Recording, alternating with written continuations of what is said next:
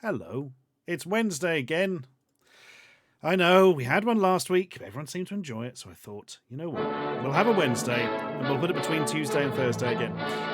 Jackalblade with the 4-year sub anniversary. Bloody hell. Thank you very much, sir. Massive salutes in your direction. So, trying out something new tonight. I'm not going to turn on the dancing monster until now. There we are. Rich Davison has somebody. Just going to see if that messes with the timer or not. I have a theory that the dancing monster just goes off basically if it's turned on, regardless if somebody actually redeems it or not. But I don't know. And possibly through timings, we may know that this evening. But probably not. Actually, almost certainly not. Oh, dearie me. Well, just to warn you before we begin, Twitch emotes are fuck sword, apparently. I've not tried yet myself, but oh god, no, mine's completely out. It says unable to load available emotes. Oh yeah, they are buggered. Yeah, probably gonna massively vary by person. Some of you might work for, some of you might not. I've got nothing. God, I'm plagued with bloody technical issues at the moment. You may have noticed I didn't tweet about the stream because I can't. I don't know what's going on. I send them. Nothing seems to appear. I can't see any. The only tweets I apparently can actually see properly are ads, retweets from people I follow, and if people I follow mention me in a tweet. Everything else just doesn't seem to be coming up at all. So that's great. Really fucking useful. My several email addresses I use, and I don't have many, nearly all of them have been completely fucking broken for about 3 or 4 weeks. I didn't even realise till like a week ago. Well, actually more than a week ago now.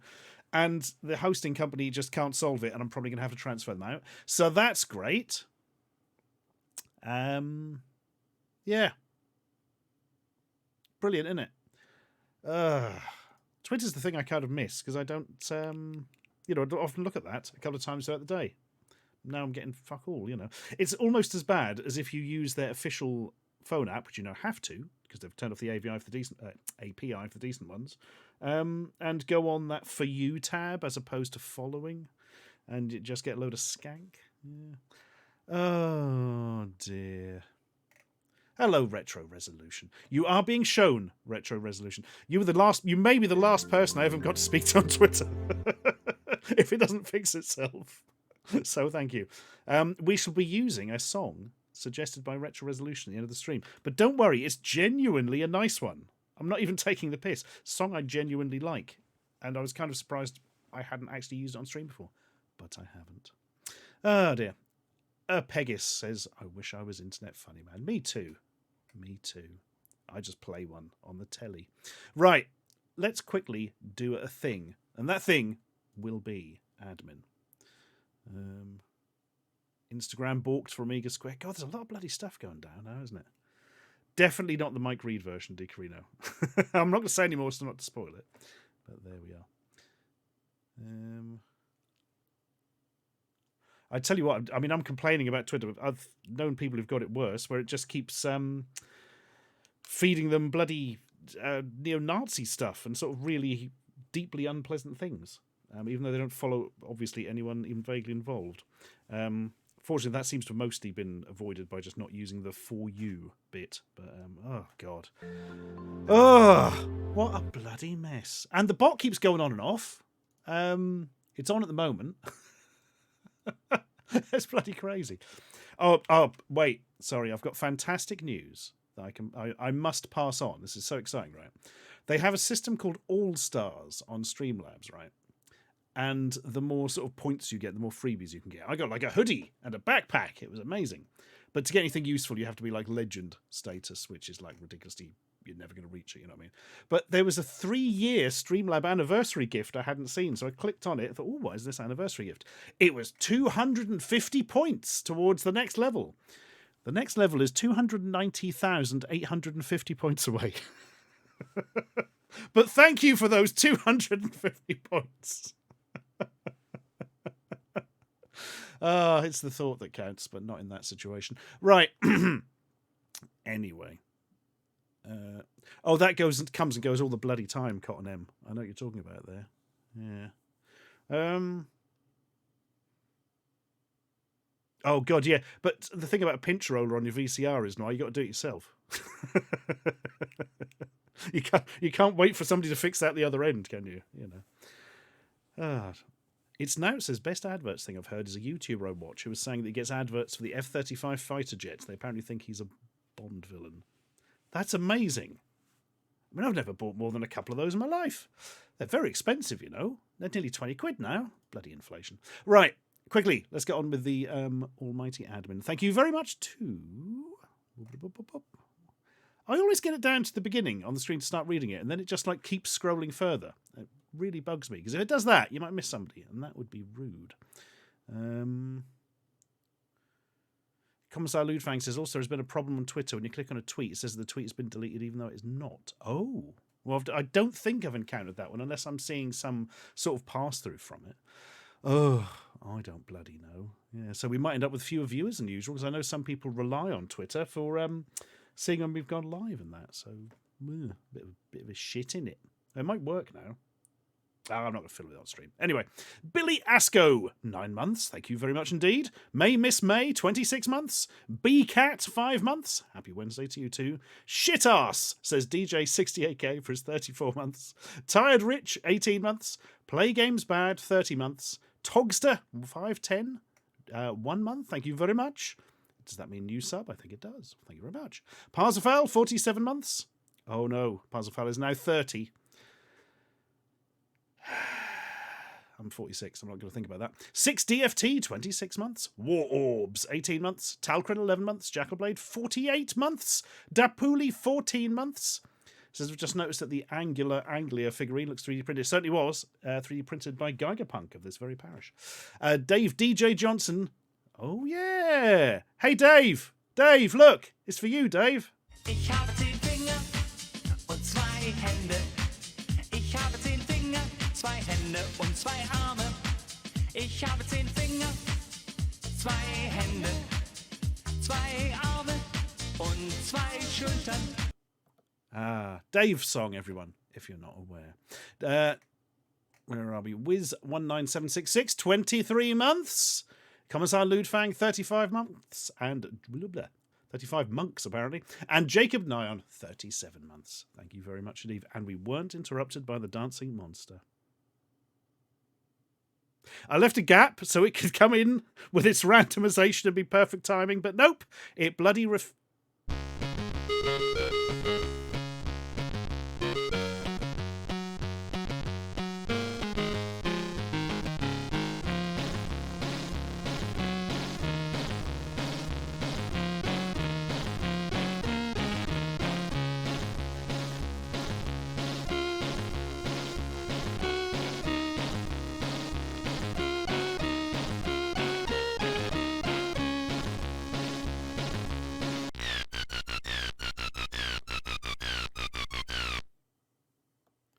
Right, I'm calling it.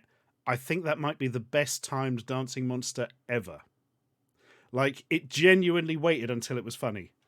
Like, if I was fucking timing that, that is when I would have done it. That was mwah. Well done, dancing monster. Well done. We've had a real dearth. We've had like a year where it didn't do any good timing, and I think we've had 2 in a row now, haven't we?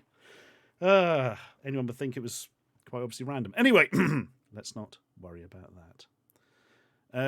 Yoti McGurthy said, did you see a GPT-3 style model has been open sourced by Stanford and you can run it locally? Holy shit.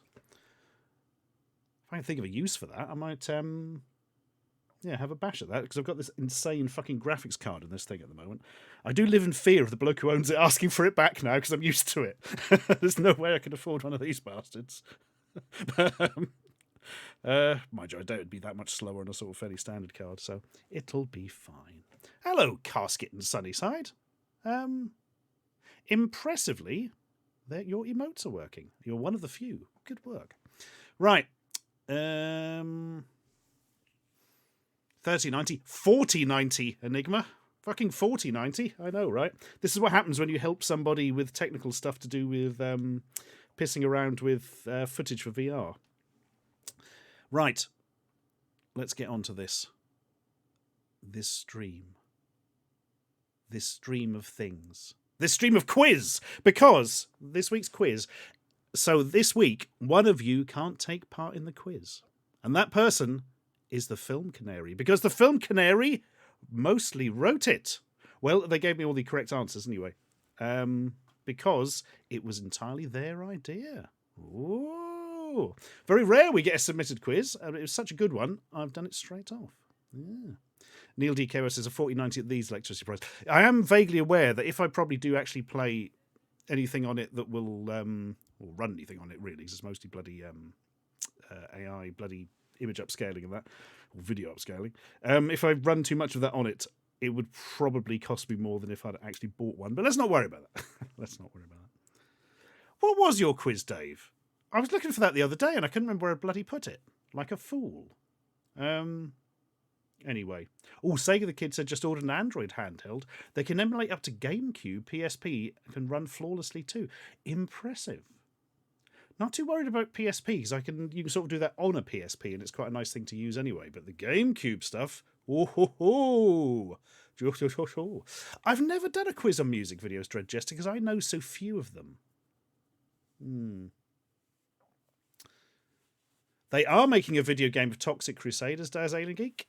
And did you know that our very own, we don't own him, Mensky of this very parish was heavily involved with testing and sort of, oh, God damn it, there's a specific word for it, I can't think of it. Basically giving feedback and stuff and, checking how it feels and how it plays and, saying if it's going the right way or not and all that kind of stuff.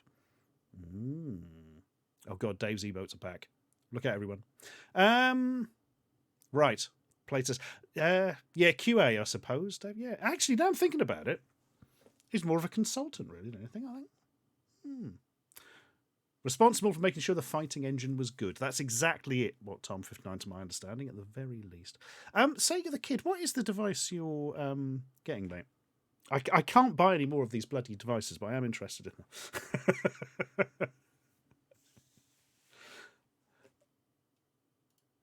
No, I still can't load my emotes in. Oh, other people are. Hang on. I want to replace the pop-out chat window. There we are.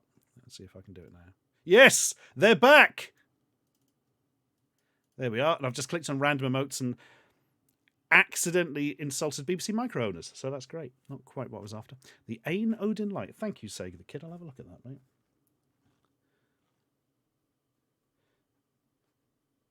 Well, Retro Dodo is the man who always knows about these things. Although Retro Future often knows as well, to be fair. Snaky B says, so what he's saying is if the Toxic Avenger game turns out to be crap, we need to blame it entirely on Mensky. Only if the fighting engine feels off. Yeah. Then we will taunt him and shriek at him until our throats are sore. Right, anyway. We should get on with this bloody quiz, shouldn't we? Daz said these game devices can run many consoles, but none can emulate the Atari Jaguar. That's because not enough people give a fuck about the Jaguar, and the Jaguar is really technically difficult to emulate, so they've just nobody's ever been sort of put the work in to make it right, is my understanding. Which is a shit, because there are some good games on the Jaguar. Stuart's mind goes back to a month or two ago when he played every game on the Jaguar through an EverDrive and realised how few good ones there are.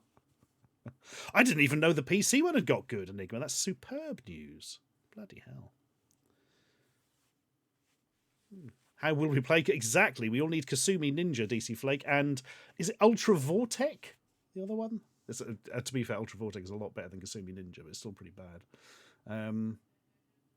There's got to be a good fighting game for it. There's got quite a nice version of Dragon, the Bruce Lee story, which isn't a great game, but that's something. Anyway, this is all completely irrelevant. Let's get back to quizzes. So, this week's quiz is about British films. I really should have set up, like, the national anthem to play there, shouldn't I? I probably can, actually, with very little hassle. It'd be God Save the King, wouldn't it now, rather than God Save the Queen? Hang on, wait for it. Here we go, folks.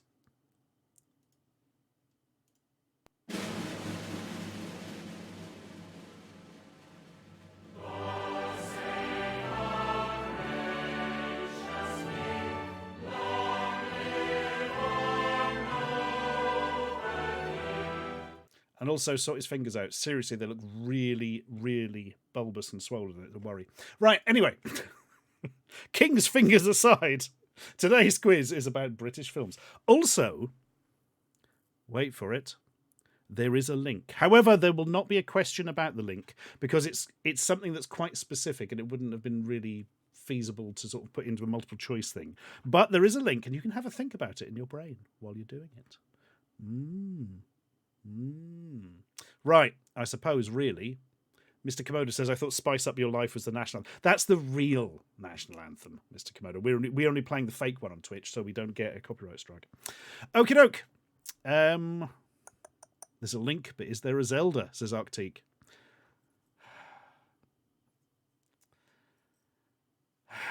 I don't know what's worse, the fact that's a terrible pun or the fact I was quite amused by it. Probably the second.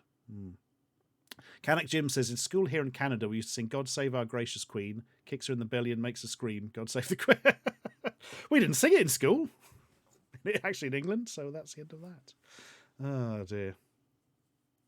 Good luck, Noir. We all need Death Row Diner. I feel I have a copy of Death Row Diner. No, I'm thinking of Blood Diner. I did not have a copy of Death Row Diner at all. So good luck. We're all counting on you, as ever. The Cat Lady Same Gamer says, for your info, France tram drivers are refusing to drive on any surface he uses on his stages. Really? Bloody hell. Oh, dear. Well, I've heard good things about Valheim, Vector John. Welcome back. This is probably not going to be an easy quiz. If you were going to have a distinct fucking advantage with this quiz if you're British. This is true. So, let's do that thing we do where we explain the rules. Here's what's going to happen. Well, actually, first, I should mention, if you do want to take part and get on the leaderboards and that, you will have to give QuizKit permission to know where you're clicking on your screen and therefore which answer thou hast given. And you can do that by moving your fingers over to the right-hand side of your looking device or your mouse over to the right-hand side of your desktop device or whatever and clicking on the QuizKit logo. If you don't do that, you can't play along officially. You can play along in your brain. What constitutes a British film? This is a difficult one, Return. There's a lot of films I thought were British, but you kind of look into it and they were entirely funded by American companies and directed by Americans. And you're like, not really sure that was a British film just because it was shot here and had British actors in. So I'm thinking these were mostly, I would hope at least, from what I mean, you can never be 100% sure of these things, films which were shot in the UK, set in the UK, well, not necessarily set in the UK, I suppose, but mostly. British actors, British directors, blah, blah, blah, blah, blah, blah, blah, blah, blah. British money, I suppose, is arguably one of the most important bits. Canada will give filmmaking grants to anything. Riyadh's Canadian. We just shot a film in Germany, actually, a short film. Got a grant there as well. Pity there's nothing over here, really, isn't it? Are these films that are pre-2000? Because I really watched much after then. To be honest, Ballet Dude, there's almost no British films post-2000, pretty much. That's not too bad. There are a few post-2000, but not fucking many, I'll tell you. Yeah. No, there are a few in this quiz, but don't know how you're going to get them funded now, because most of the money came from the bloody EU for films, so that's going to be fun, isn't it? Nope, the answer to there is no films which I'm directly involved with on here, Cotton M. Nope. There might be one Simon Pegg is in, but not that I have done in. Right then. Are we ready, folks? I do hope so, because here's an intro for the quiz, and after that, we're going to have a quiz.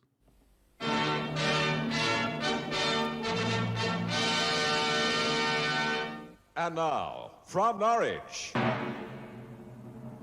it's the Quiz of the Week.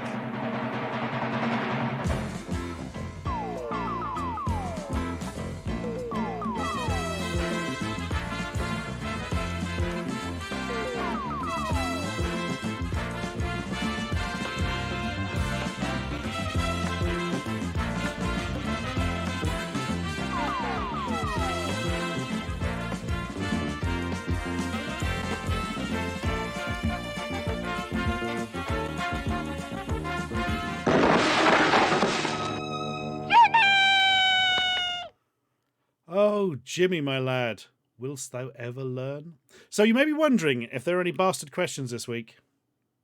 Technically, no, but the last two are incredibly difficult. So, look forward to that. Oh, look, here's some music. Whoa. The bloody hell is going on with the music these days? And the Amiga sound as well. It didn't kick in for like 2 or 3 seconds, and then suddenly it was crazy loud. There we are. That'll do it. So, let's go through the rules then. There will be 12 questions asked. Each question will have 4 potential answers. One of them will be correct. Click on that one. That's a good idea. That will give you points. But if you should answer incorrectly, points will be taken away from you. So not answering can be a plan if you want to proceed. However, you're very unlikely to finish in the top 10 if you do not answer all the questions, which I imagine you're fairly au fait with. The other thing we should mention, of course, is that the quicker you answer, the more points you will get. Ooh. Yes. That's about it, really. 12 questions. There is a link, but the link is not an official part of the quiz. We'll just chat about it afterwards. Oh, shit, hang on. Sorry, I'm just going to make a note of something I want to mention later. There we are, good. That's about it, I think. Yeah, 12 questions, 4 potential answers for each. Oh, and they're all in the format of, you will see a still from the film, and you just have to click on the title of the film the still is from. Cat Lady Gamer says link, they're all British. I mean, that is sort of correct, but there is another link. A more important link. Actually, it's probably less important, but let's not worry about that. Right then, let's fire... Oh, I was going to say... I'm about to press the quiz kit button, but it's just gone. It disappears if you don't click on it after a while. Fine, F5, and it reappears. Right. Let's do this thing. This all looks correct. The rules will be coming over to you now in text form, but we already talked about them, so that's good. The link is Film Canary has seen all of these. Maybe not, DC Flake. Quite possibly. Well, we don't know. We don't know. Evil Monkey says the link is every actor was in the build. I mean, that's genuinely a good guess. I will say that is not correct, but let's face it, you'll probably find that every actor's either in the bill or casualty. There was not a Mr. Blobby film, Mr. J25, although he did release 3 VHS cassettes. We tried to watch one once and I still haven't quite got over it. Right then. Ghosty Fish says Film Canary should still take part in the quiz. It'll be funny when he still doesn't come top 10. If the internet isn't quick enough for or close enough to the server, I think how it works. It's a bit Right then. We should begin this anyway. I'm going to show you question 1. And question 1, if you don't recognise it, don't worry, because we like everyone to get question 1 right. Ah. Look at the little gibbon with his gibbon hat. Literally about to say waiting for the cocaine bear jokes. There already was one. Mid-boss in first with it. So, I will give you a hint on this. You're not going to need a hint when you see the answers, but the hint is this is not the sequel. Not the sequel. I was going to do a Rocket Raccoon joke out on PC, but ended up I didn't.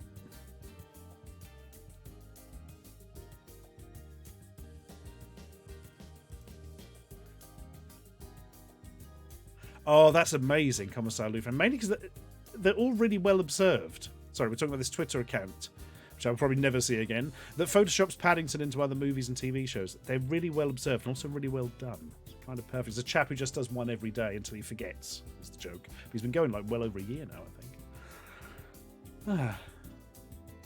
Right. Fresh from his... Oh, God damn it! I was about to do a Revenant joke and Sir Hilary Manfast. I'm missing all the joke intros tonight. Bloody hell. Right. Enough of this. For we must ask the question. And the question is this. What... Bloody... Don't apologise, Sir Hilary. How dare you apologise for your own excellence. Right. I'm just going to ask you to tell me which film this is from the 4 potential answers. I do know who voiced the Paddington Bear in the Ukrainian version, Crucible one. Yes. I was surprised to find that out, but yeah, there we go. Okay, folks. 5, 4, 3, 2, 1. What bloody film is this? Is it Paddington, Mornington Crescent, Euston, or Grange Hill? Paddington, Mornington Crescent, Euston, or Grange Hill?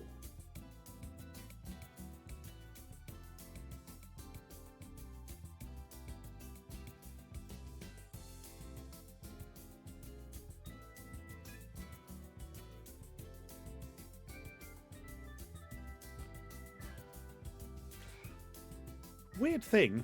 Hang on, I have to wait for you all to have answered before I say this, actually.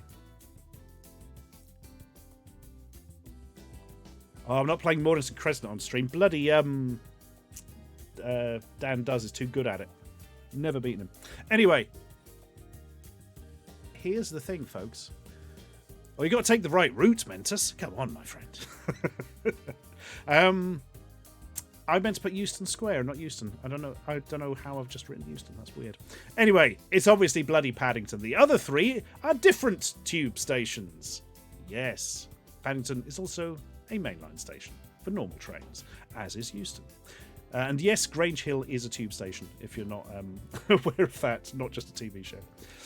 279 of you living in correct sound. Well done. 2 went for Euston, 1 went for Mornington Crescent. Thinking this was, I'm sorry, I haven't a clue. Right.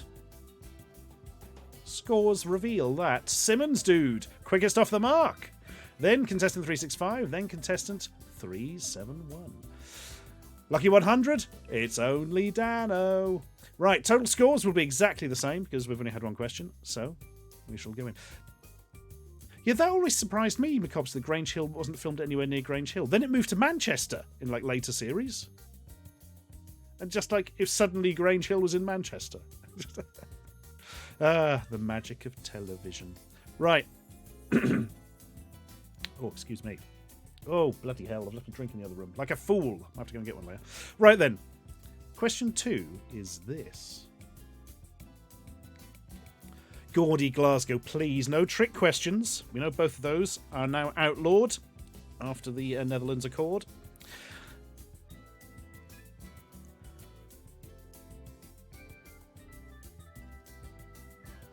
I swear to God, Peg's hair wasn't that yellow in the film. It looks sort of really unnaturally yellow there, doesn't it? I don't remember watching the film and thinking his hair looks fluorescent. Oh, God. I love maple syrup and I love mead. Wow, that sounds fucking amazing. Ugh. Do you know Vector John? I do like this film, but I don't enjoy it as much as most people. Shaun of the Dead I thought was fantastic. And World's End I didn't like at all, particularly. You genuinely can still win, Dan, yes. There's also, you've got a bloody good chance this evening, actually, I think.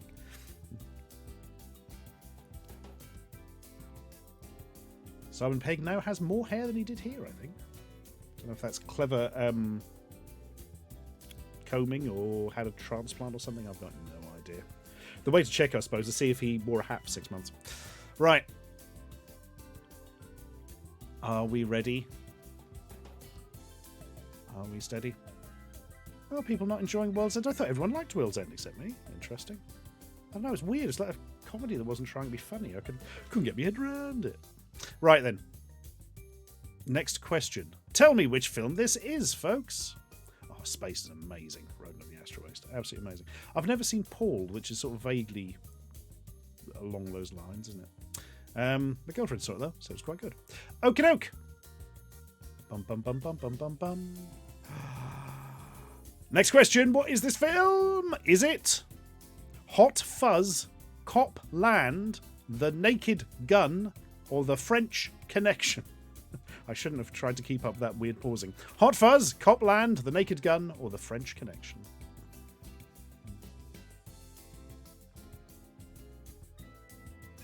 Yep, don't answer in chat, folks. That won't do you no good, so don't work like that. But it does confuse people, so that's funny, I suppose.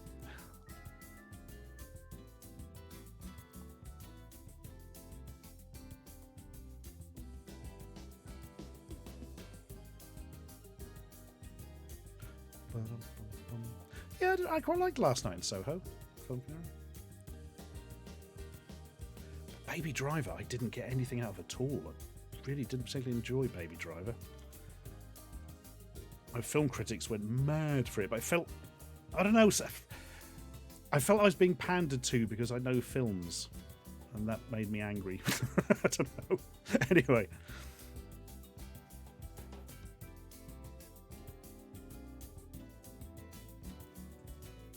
Oh, Mensky, mate. If they set a film in Norfolk, they'll have Bristol accents. If they set a film in Norwich, they have Bristol accents. Like that happened with Fighting With My Family. Oh. Anyway. There's hot fuzz in it. For the greater good. 278 of you? Absolutely correct.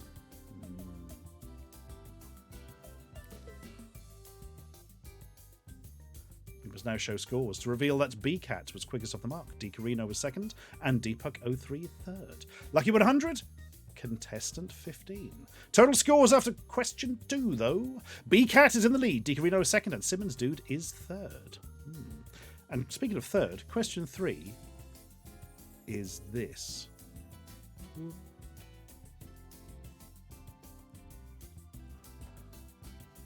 Everyone looks so happy. This reminds me of the end shot of Guest House Paradiso, if anyone remembers that. UK or US title. One chop. The hint, British films. So we'll be using the UK titles for everything. Today, at least.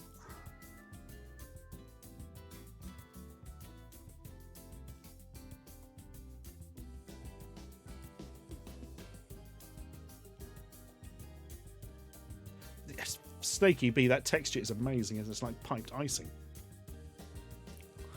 Right then.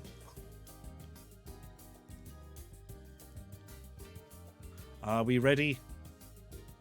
I do hope so, because I'm about to ask, what film is this? Is this film Chicken Run, The Pirates in an Adventure with Scientists, Flushed Away, or Madagascar?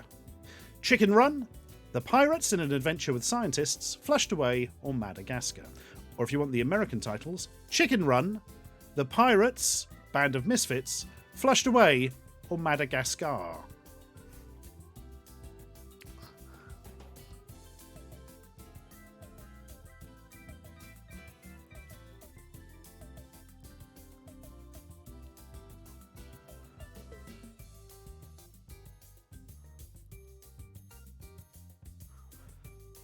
Right.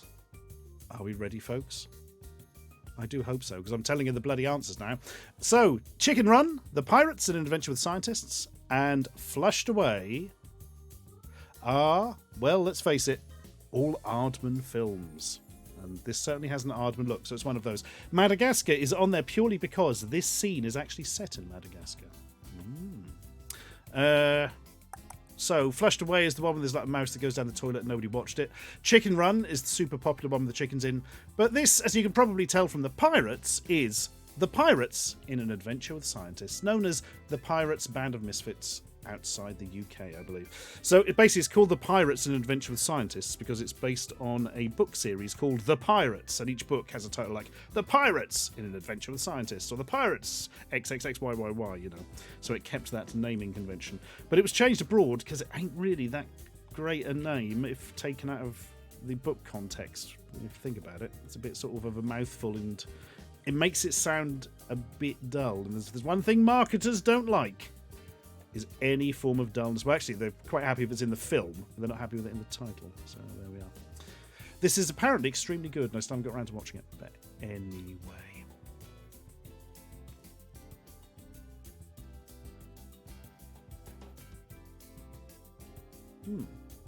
That was good. Chat just disappeared for me, then reappeared. That was one of the weirdest things I've ever fucking seen.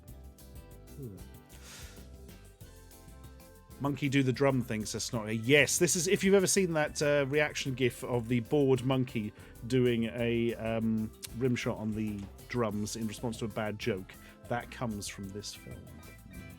Right, anyway, let's look at some scores. Contestant 48 in the lead. No, quickest off the mark. My apologies. Von Ragnar second and a Poundland PC third. Lucky 100, Griffmeister General.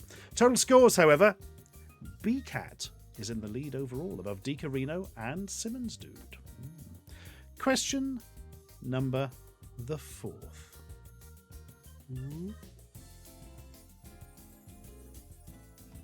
So I should point out, I took this screen cap myself, and I wasn't deliberately looking for an amusing one, and I missed the point I wanted, and it came up with this, and I thought, fucking hell, that's a gift.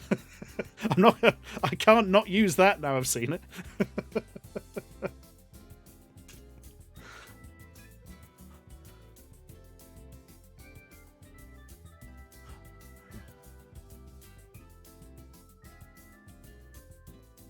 Yeah, knew it's FGR4. I was thinking of that Jizz in My Pants song by the Lonely Island.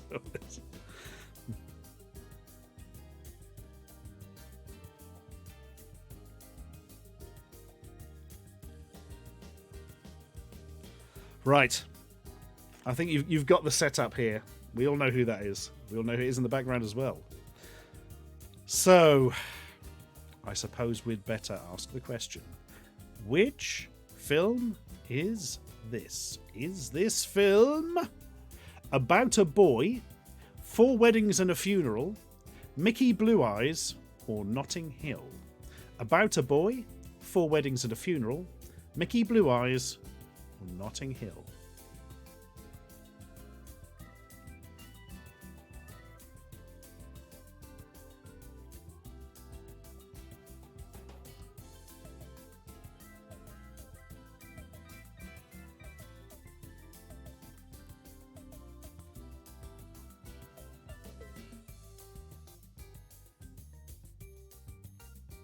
Hans Scott says, I once auditioned for About a Boy. Were you going for the role of the boy or the role of the about? Ba-da-bum-ba-dum-bum. So, quickly run through these. About a Boy. Very interesting Hugh Grant film. About a Boy is one of those films where I can't really describe another film that's that much like it. It's pretty good, pretty good. Mickey Blue Eyes is one where he plays a... Ooh, no, he doesn't play like a mobster. He's trying to get in with a mobster's family. He's going out with a woman whose dad's a mobster. Was it James Caan? I can't remember. The only interesting thing I can tell you about Mickey Blue Eyes is that the theme tune to the Fry and Laurie Jeeves and Wooster show is used diegetically in it. It's actually, they have a band pretending to play it in the background in one scene. Mattington, 20 months. Thank you very much. And Notting Hill is I think Hugh Grant's in that one, isn't he? It's Julia Roberts. Rhys Ifans is in it. Yeah, probably. I can't even remember now. Anyway, we shall now reveal the answer, which is 4 Weddings to Funeral. I think we knew that. Look, they're at a wedding. Or was it a funeral? I think it's a wedding at the start. Oh, I can't remember. The Fry and Laurie version of Jeeves and Wooster, if I remember, is very good, The Astral Waste, but it is a TV series, not a film. So be wary of that if you're getting into it. Dan Does Craft says this is a trick question. These are alternative titles for the same film. Not Mickey Blue Eyes. That one's apparently not very good, but I've never seen it. Anyway, scores. Quickest off the mark was Deepak 03, then Simmons Dude, then Morrowind. Lucky 100 was Marty Parr, but overall, Simmons Dude is in the lead above Di Carino and BCat. And this is question 5.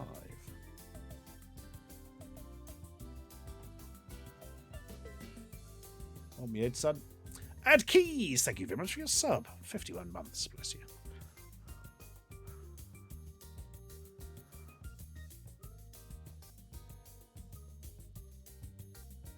It's morphin time. I kind of want to see various B-movie scenes from history enacted by Jeeves and Wooster now. I reject your reality and substitute my own, Jeeves. Right.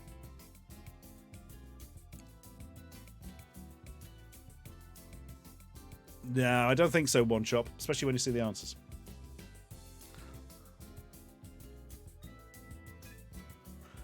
Okie doke. If it's not Vicky Pollard's roller skating piece of it. Okie doke. Where we're going, we won't need eyes to see you. Very good, sir. Right. Next. No, I can't spend the whole stream now trying to think of movie quotes. Can we do a Tarkan the Viking one? Tarkan the Viking one. Worcester Worcester forges his own path and jumps off a boat. Anyway, enough of this. More than enough of this. Because we must ask the next question. The next question is, did they seriously think they'd get away with that painter's blood? And secondly, which film is this? Holy shit, slow motion atomic bomb. And I don't think I've ever seen Mr. Bean or Notting Hill. Or have I seen Mr. Bean? Is that the one where he, like, goes to America or something and he's like a guard for a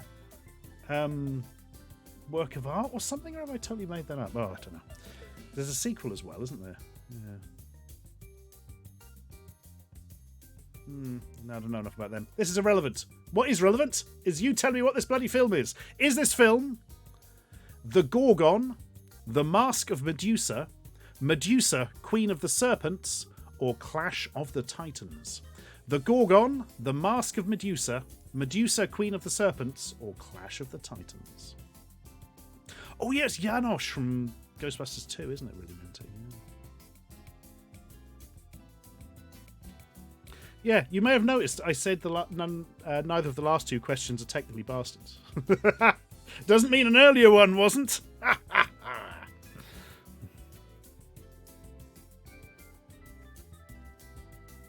Right, everyone's answered. So, we'll quickly go through them. The Gorgon is a Hammer horror film about a Gorgon. It's pretty low budget. It stares at people and they turn to stone like very slowly over a period of weeks. So they just sort of die and go grey, basically. The Mask of Medusa is the last film directed by French auteur Jean Rollin. It's sort of quite a sad look at his own sort of mortality, really, because he was dying at the time. But I cannot comment on it, for I'm not that far through his filmography yet. I'm still about 3 or 4 films behind it. Medusa, Queen of the Serpents, is a recent film. I think that was a British film, actually. That came out a few years ago, I think, for someone I'm thinking of.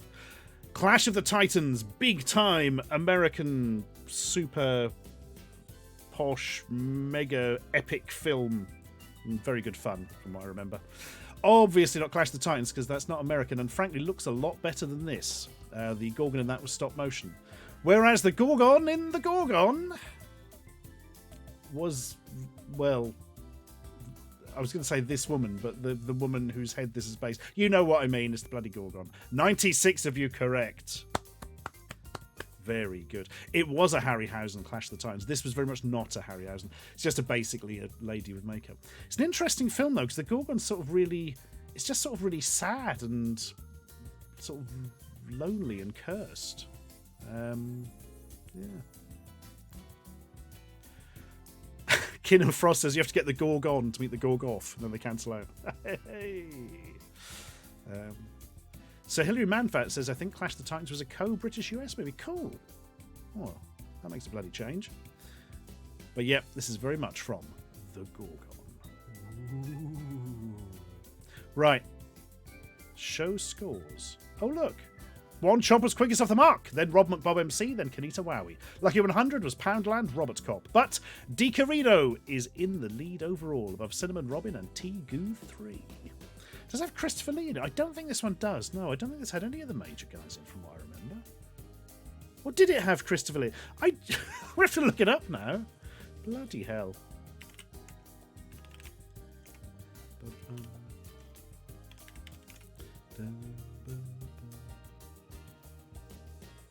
Let's have a look.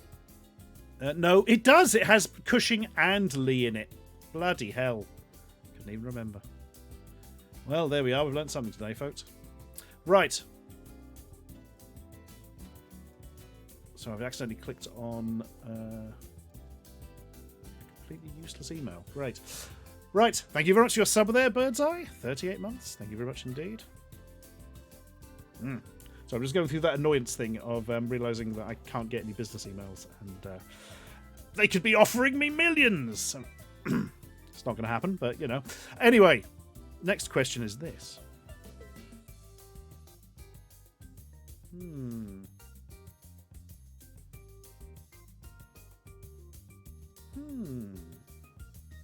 Wheels on fire. Rolling down the road. Let's notify the next of kin, for this wheel shall explode.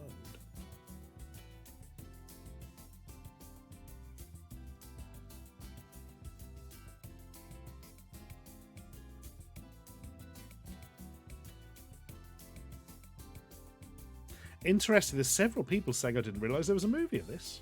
I thought this was quite heavily advertised. It was advertised on like Pepsi cans or something over here.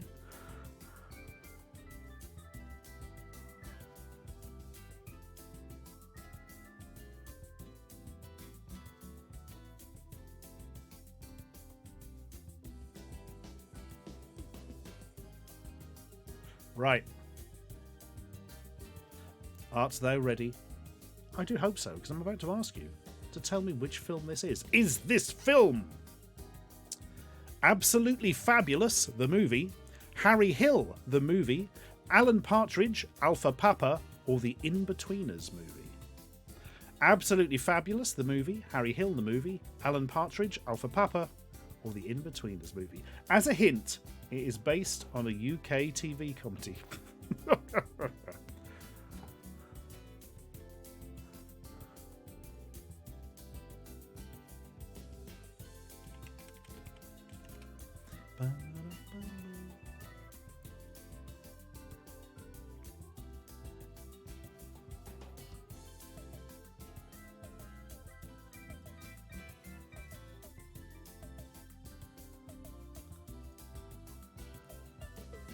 Right.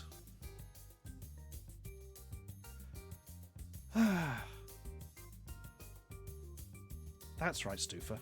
You help. Right.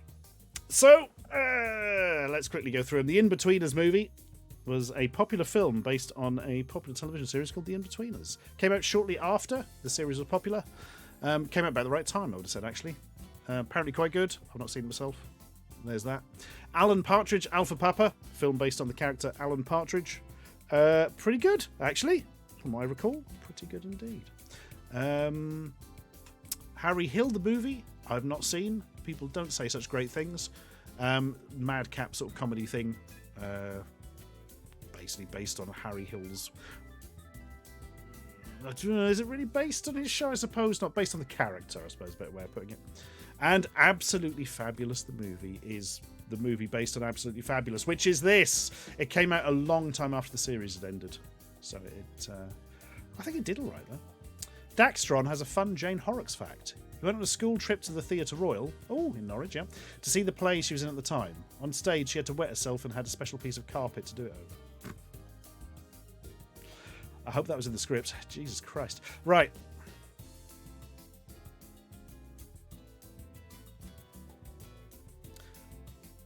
Harry Hill's first show on Channel 4, Smiggy, that would be Fruit Fancies? Or was that Fruit Corners? One was on radio, one was on telly. I think Fruit Corners was radio, and Fruit Fancies was telly, wasn't it? Yeah. Not quite sure. Right, anyway.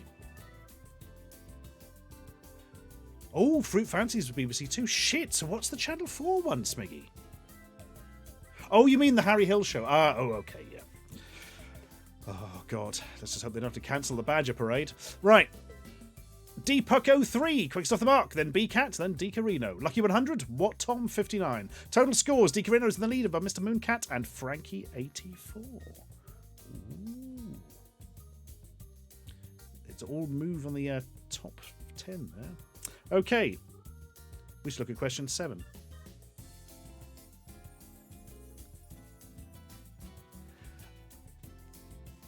I'm imagining the sound that accompanies this is Rah!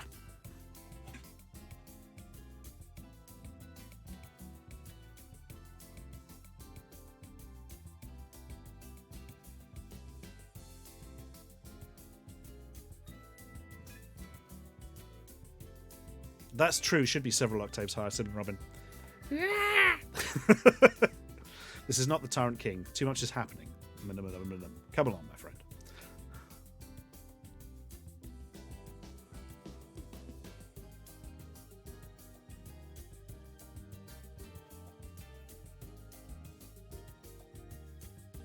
Oh, you may be in there, Dan Duscraft.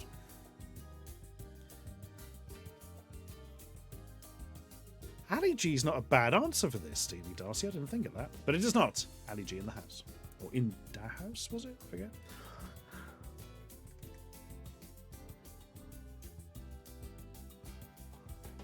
Good God, Evil Twin One. No, I don't remember Nightingales on Channel 4, but weirdly, I bought it on DVD recently. Mainly because I've never seen it. Anyway, if you're thinking of the Robert Lindsay sitcom about night security guards. At least that's what it said at the back of the DVD. Right. Ready? This is Rose. No, this is Rosemary's Many Babies. And does craft, yeah. Okie doke.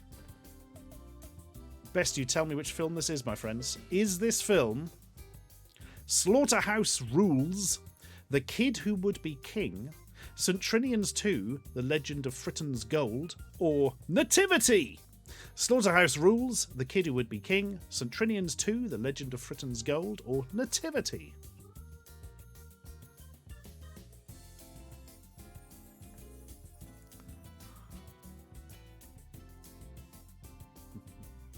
Yep, I think Film Canary is right on this. I bet people are starting to work out the connection, but, don't say anything till the end. We'll discuss at the end.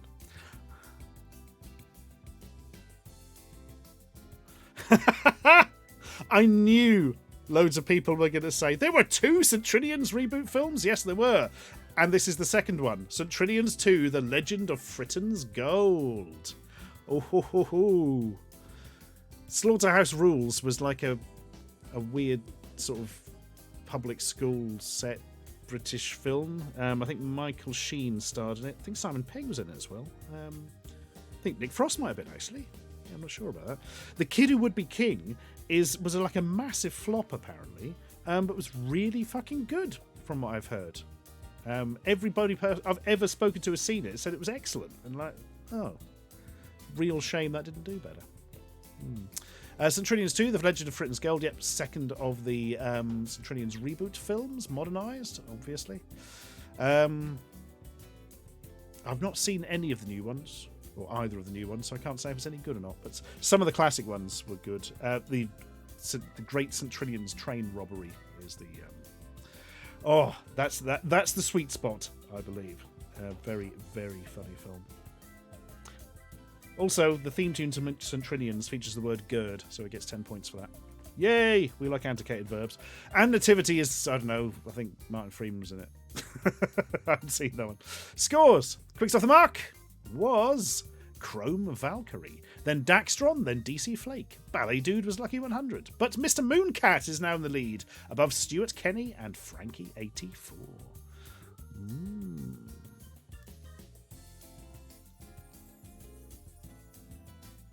Oh, I'm not going to give it away, Commissar Ludfang, but I don't think so. Right. We'd better look at the next bloody question. Oh, look, it's question 8. Oh, God, that's a wide old picture, isn't it?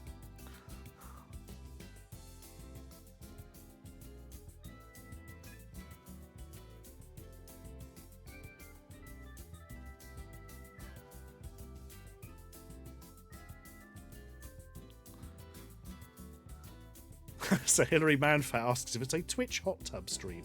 I'll be honest. Yes, no. I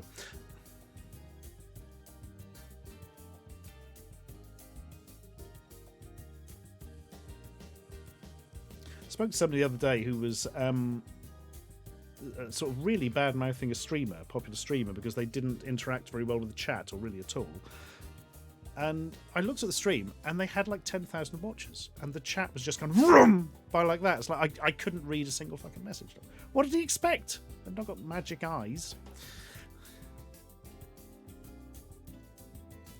We hot tub stream all the time, me and Dave, Bubblegum Bunny, but that's on our special site.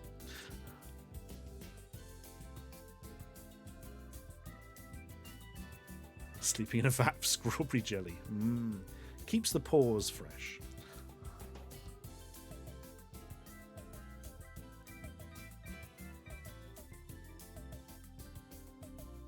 Good God, 100,000 viewers, some and some. Oh, I couldn't even begin to that. Right, here we go, folks. Please to be telling me which film this is. Is this film Scrooge, Dr. Terror's House of Horrors, Torture Garden, or Dead of Night? Scrooge, Dr. Terror's House of Horrors, Torture Garden, or Dead of Night?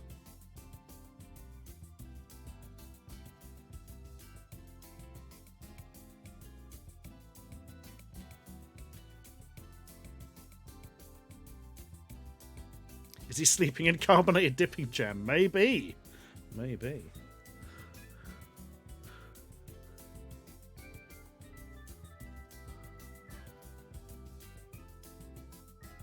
I've always wondered, Squid Reject, is it? I presume the club was named after the film? Don't really know. Don't know much about the film. I've got a copy. I've not got round to it. It's a horror anthology. It's got bloody hell, Patrick McNee in it.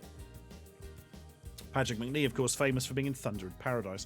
Right, it's not Torture Garden, it's not Dead of Night, it's not Dr. Terror's House of Horrors, it's bloody Scrooge. Oh, well done, 71 of you, yes. This is from the Albert Finney version, the only one called Scrooge. Now I'm beginning to wonder if it has an exclamation mark on the end. I don't think it did. No, I'm thinking of Oliver. And that version of Scrooge has a sort of extended sequence where he goes to hell, of which this is the start.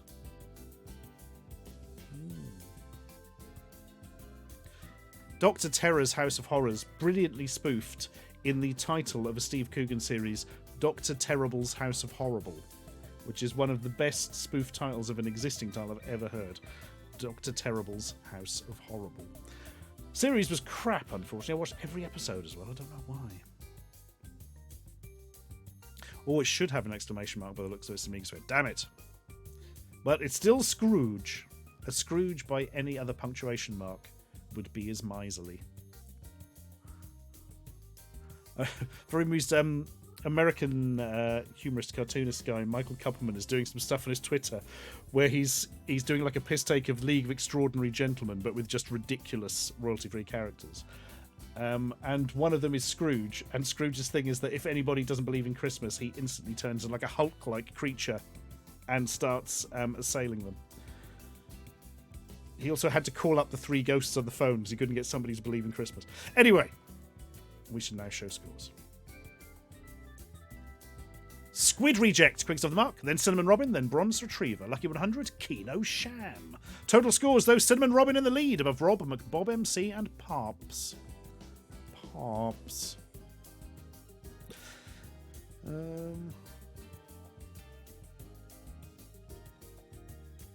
Oh, God. People talking about that Prime drink.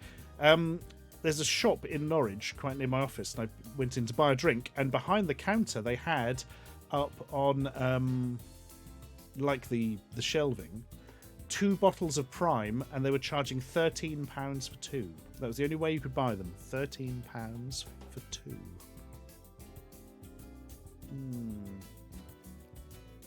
Yep. And bless her, speaking to the person behind the counter, they were living in fear somebody would buy them because they felt bad about it. But they don't own the place, they were just having to do what they were told, you know. Anyway, they were £12 for 1. Where Enigma was. Whoa, my God. Oh. I'm still not really sure what Prime is. I must look into it. I assumed it was some sort of health water thing, or is it an energy drink? It's always a bloody energy drink when sort of celebs start something these days, isn't it? It's always the one full of... It's always sugar-free energy drink, isn't it? Oh, it's coconut water. Really? What?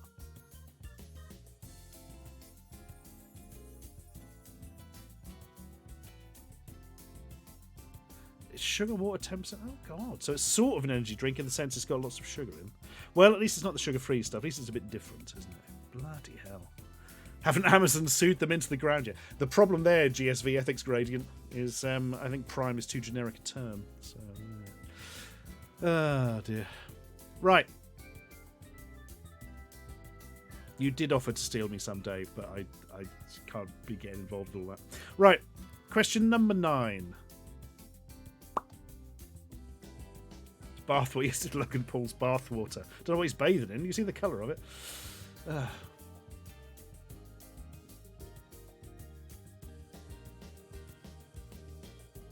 Oh, it doesn't have an exclam. There we are, Omega Square.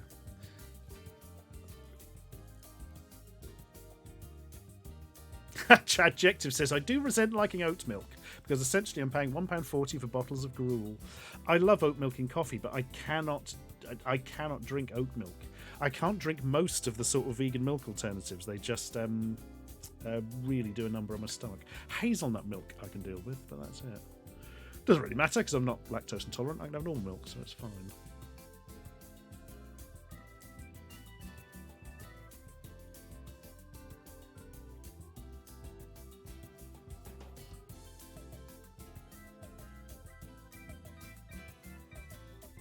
Is it Dark Souls? That's Cliff excellent too. Fucking hell, yeah. It really does have a dark. So you've got the scaffold, look. Good God.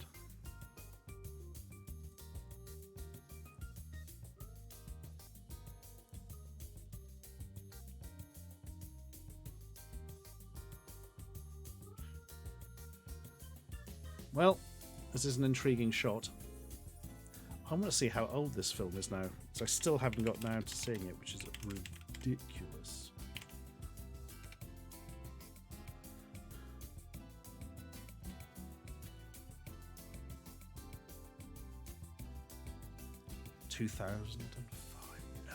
No, quickly tell me what film this is, friends. Is this film House 2, The Second Story, Pride and Prejudice and Zombies, Ghoulies 4, or The League of Gentlemen's Apocalypse? House 2, The Second Story, Pride and Prejudice and Zombies, Ghoulies 4, or The League of Gentlemen's Apocalypse? So that's to be The League of Gentlemen's Apocalypse. Sorry, I've bloody mistyped that.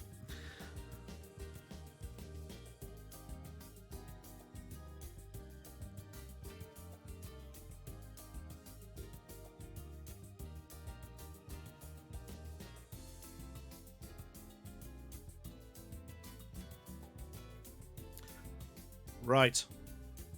Are they ready, friends? I do hope so, because I'm about to tell you that House 2 and Ghoulies 4, I think they're just American films, though, isn't they? Pride and Prejudice and Zombies. When did that come out? That was some years ago now. I remember that being very heavily advertised when I was in Hong Kong, weirdly. I can't bloody find it. There's so many versions of the original Pride and Prejudice. Oh.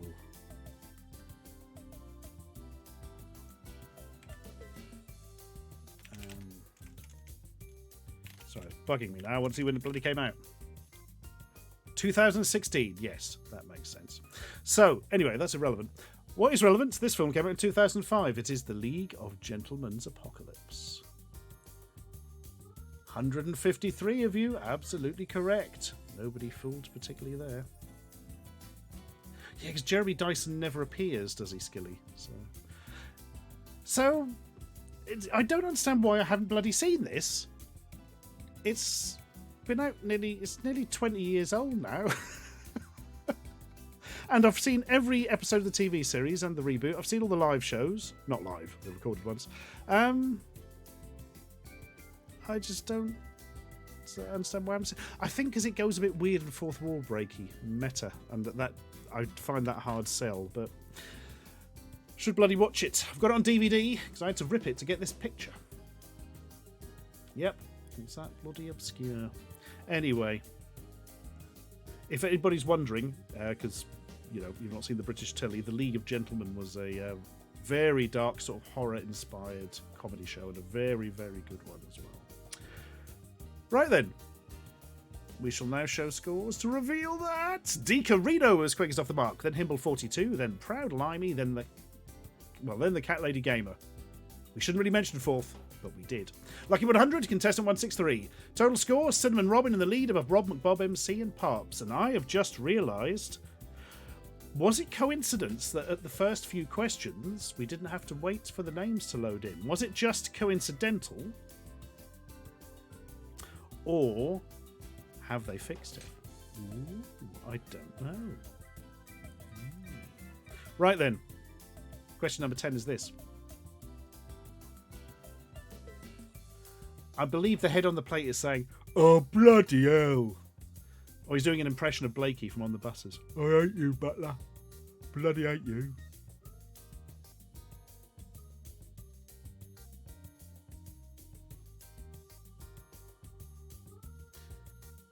Bum, bum, bum.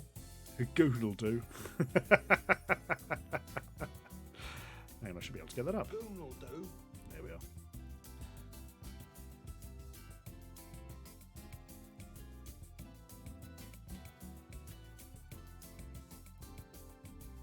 Game and final? I don't know, but I hope not.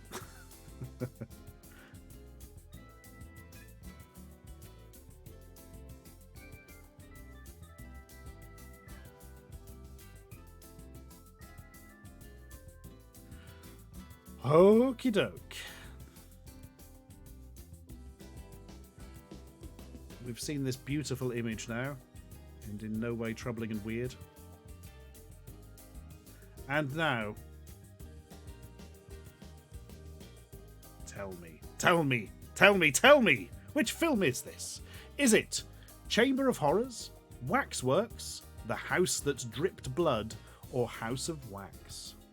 Chamber of Horrors, Waxworks, The House That Dripped Blood, or House of Wax?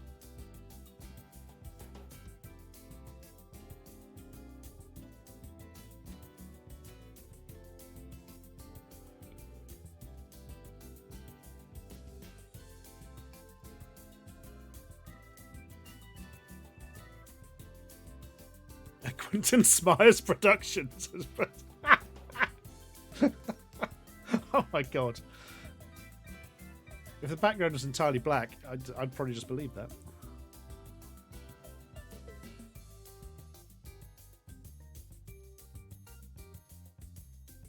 Holy shit, really, Noir? I don't think anyone had laughed on the buses since 1978. Don't forget to watch the 43 spin-off movies. Mutiny on the Buses, Holiday on the Buses. Mutiny on the Buses has an amazing theme tune, actually, genuinely. Right then. Ready? The answer is coming. The answer is The House That Dripped Blood. Oh, it's a double Jimmy! So, House of Wax, Waxworks, and Chamber of Horrors are all films based around sort of evil waxworks or corpses being turned to waxworks and all this kind of stuff. The House That Dripped Blood. I don't know what The House That Dripped Blood is about, to be perfectly honest. I've not seen it, and I don't have context for this scene. So, that's useful, isn't it? These might be, I don't know, that might be supposed to be an actual human head or not. I'd kind of say not because it looks so ridiculous, but you never know with these things. You never know. I think this is one of the Amicus anthologies. They did a lot in a short period of time in the early 70s. Right. That's all I can tell you, though, because I ain't seen it yet. I love a horror anthology, but I've not seen any of the Amicus ones, really. I think me and Dan Does are going to watch one soon. Right, then. Ah, this was a Waxworks story, then. Thank you, Film Canary. And this is probably the weakest one out of them. Oh, that's a shame. Okay. Scores. Quicks off the mark. It was only bloody Rataraneg, then Daxtron, then Snotier. Lucky 100. Track of Things. And total... Oh, this is very British. Snake Bee Amicus. They were like a sort of... I was going to say post-Hammer that did most of the anthologies. I'm not sure they were post-Hammer, actually. Might have been around the same time. Anyway. Leslie Suave is now in the lead. Snotier is second, and Queen is third. As we look at the... You think that one was bloody hard? Whew. Oh, From Beyond the Grave. That's the one we're going to watch, Film Canary. I've not seen The Monster Club, but I've got a copy in the office, I think. Okay. You thought the last ones were hard? People who aren't British are going to see this and go, what the hell is this? People who are British are going to go, heard? What the hell is this?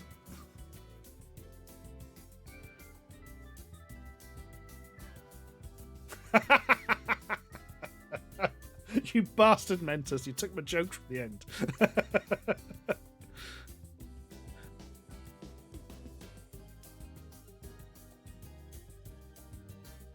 You might be too young, One Shot, but you wouldn't know probably the answer, but you would recognise the actress.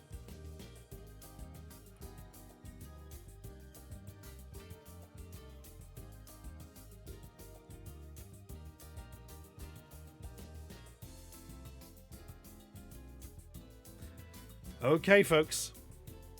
I do hope you're ready, because I'm about to ask the question. What film is this? Is it The Chamomile Lawn, Parting Shots, Bring Me the Head of Mavis Davis, or The Supergrass? The Chamomile Lawn, Parting Shots, Bring Me the Head of Mavis Davis, or The Supergrass?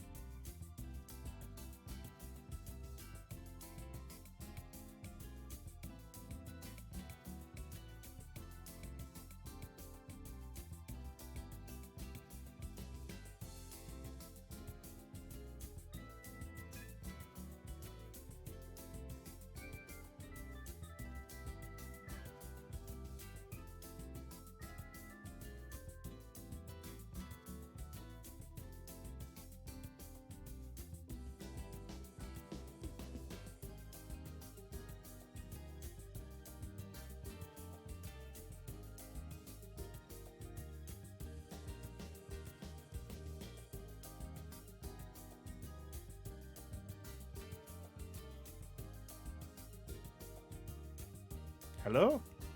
Hello? Hello? You hit there. Is this... the hell bloody hell's going on? Hang on.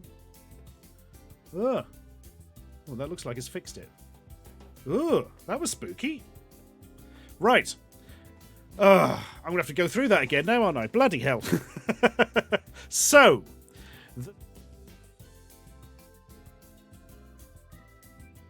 Come on, start working. Thank you. Oh, it's not the microphone. Okay, that seems to have calmed down. Weird. Right then, I'm going to have to say what I just said again, aren't I? Oh, my God. Right, so, The Supergrass. Tip-top 80s film with Robbie Coltrane. Amazing scene where he walks down like a concrete sort of pier thing across the sea, or outcropping type thing. Lots of waves splashing around. Really good film. I think Frankie Goes to Hollywood plays while it goes on, but I've not seen it for years, so I could be completely wrong. Bring Me the Head of Mavis Davis is the film with Jane Horrocks and it was Rick Mayall, actually, yeah. Jane Horrocks and Rick Mayall, that nobody remembers. The Chamomile Lawn stars Felicity Kendall, as we see here, Rosemary in Time, The Good Life, etc. But it isn't that, because The Chamomile Lawn isn't even a film, it's a TV series. Been Jammin' 2, 49 months. Thank you very much. And Parting Shots is this film. Parting Shots was Michael Winner's final film. From Death Wish 3 to whatever this was. Yeah, this film has the most amazing supporting cast you could ever ask for, and it's fucking terrible. It also stars Chris Rea, the singer. So, there we go. Right.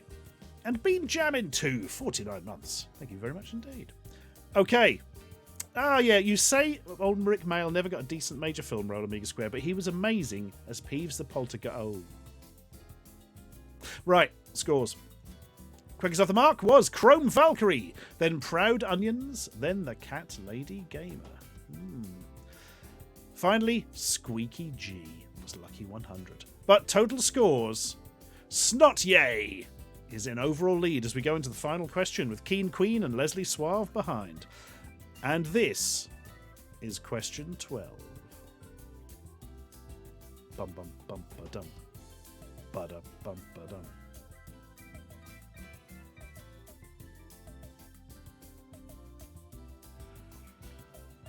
Good luck. You'll need it. Yep, you certainly will. Stephen King's That. Says Chad Jackson.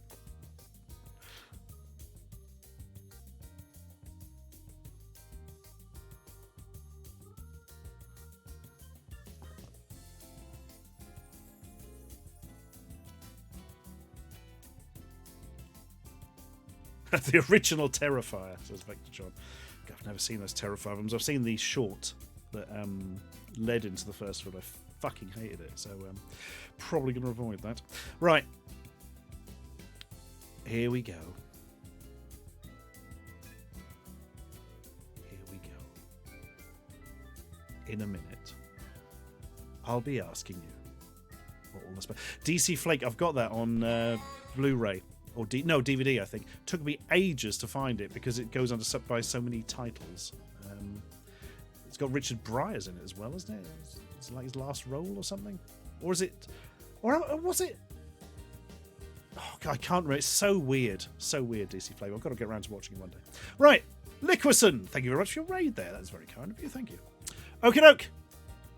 Here is the final question I'm asking. What bloody film is this? Is it The Omen, The Exorcist, Carrie, or The Devils? The Omen, The Exorcist, Carrie, or The Devils? Hello, Lickwison. Thank you for the raid there. It was Norman Wisdom, DC Flake. I thought it was, and then I thought that can't be right. It must have been Richard Bryars, but no.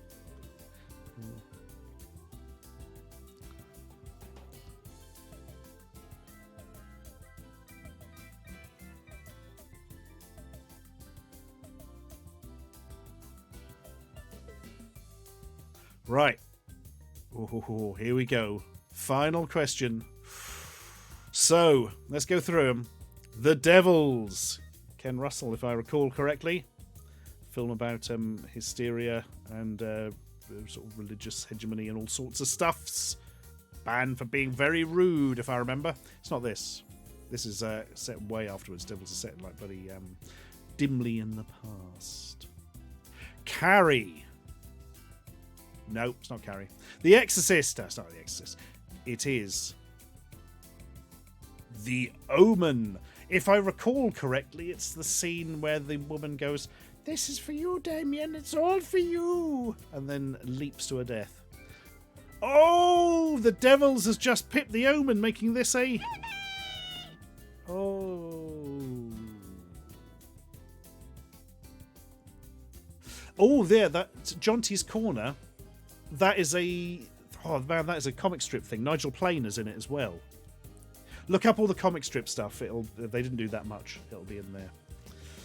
Yeah. Because this is like for Damien's birthday party or something, and for some reason he's got an evil-looking clown. I can't remember. So, we shall show the final results. Whereupon we learn that Yurty McGurthy was quickest off the mark, then a Poundland PC, then Kino Frost. Lucky 100 was an Introvert Says. But overall winner, it's only bloody Keen Queen. Well done. Cinnamon Robin second and Rob McBob MC third. Lucky 100, Craden. Well, overall Lucky 100, as we say.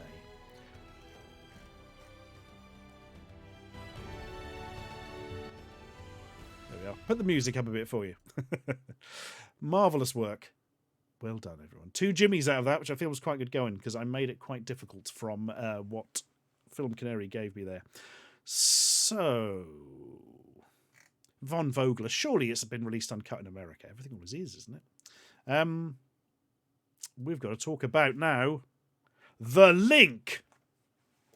See, it's like chain links. Did you get it? Right. Okie doke, folks. Who wants to have a guess at what the link was? Cliff Excellent 2 says, I thought the link was people who've played the Doctor, but that doesn't work for League of Gentlemen. Right. You are partially correct, Cliff Excellent 2, but there's a little bit more to it than that. They do all feature somebody who has played the Doctor, but there's a little bit extra.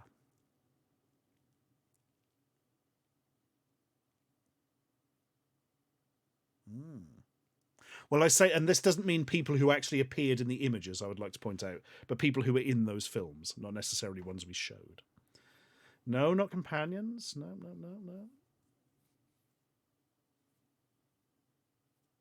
No, not killed the actor. Appeared in Doctor Who and died. No. All had more than one Doctor. Oh, Leslie Suave's got it. Yeah, Leslie Suave has given the other half. All of these films had in them... Hang on, I'm just going to get rid of the quiz kit thing there. I'll bloody forget. There we go. All of these films had at least 2 actors in who have played the Doctor in something, as in, you know, the titular Doctor Who character, the Doctor.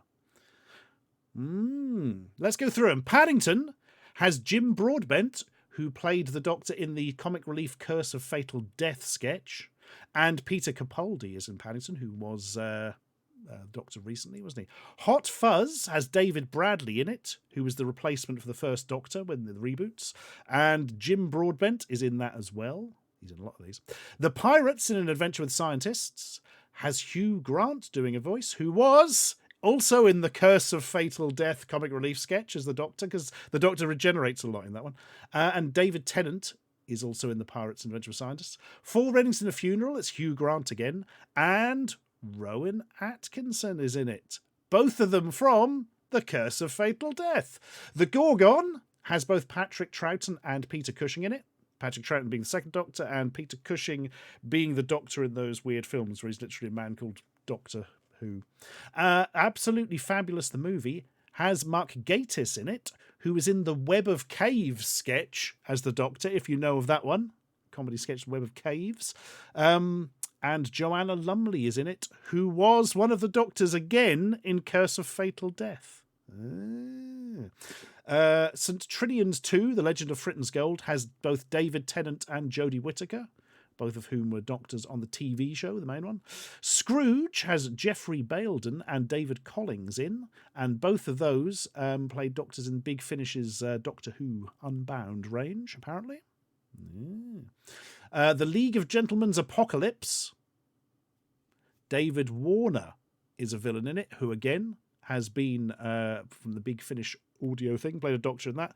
And Mark Gatiss is in it from the Curse of Fatal Death thing. Yeah, technically Joanna Lumley was the first female Doctor, Dave, but that's not canon, that comedy sketch. So it was Jodie Whittaker, wasn't it? The House That Dripped Blood has John Pertwee and Peter Cushing. So there we are. You got your movie Doctor and one of the TV Doctors. Also, Geoffrey Bayldon from the Big Finish audios in it as well. Parting Shots has Peter Davison and Joanna Lumley again. Peter Davison, of course, being Doctor of the main series. And wait for it. Parting Shots. The Omen has Patrick Troughton in again, the second Doctor, and David Warner again. So there we go. Whew. Blimey. That was a thing. True, Kanita Wowie, you could go for the BBC backroom staff, but I don't think they've appeared in anything else. So that wouldn't have worked very well. Ah, dear. All sorted. Right, that was nice. I suppose now we should see what... Oh, God damn it, who won? It was Keen Queen. Whew, thank God for that. We should see the prizes that Keen Queen hasn't really run. And today's top prizes include a 3-piece lounge suite, 2 fully equipped mopeds, a selection of domestic items, a holiday for 2, plus that family car. But let's start with this lounge suite. And as Carol's discovered, it offers the last word in comfort. It's in pale green with a rose motif, and it's on offer for £110. On the other hand, you might like to take up our offer of 2 mopeds in red and blue that are going for 80. Or indeed, this selection of domestic items might suit your taste. There's a sandwich toaster there, a coffee machine, a drinks dispenser, a tea maker, then a range of cookware in tangerine with saucepans, casseroles, plus that microwave oven and many other items. It's a fantastic offer that can be bought for only £66. Then, as your plane touches down on Indian soil, it could be the beginning of a holiday that's full of Eastern promise. Old palaces have become exotic hotels with breathtaking views, and there's also a wide choice of Indian and continental dishes. A visit to the famous Taj Mahal, or a trip into the countryside to see the wide variety of animal life that's to be found in this fascinating land.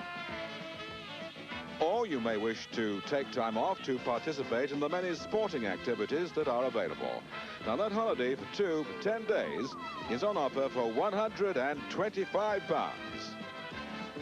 And our last offer is this mini metro city that our jackpot winner could buy for £140.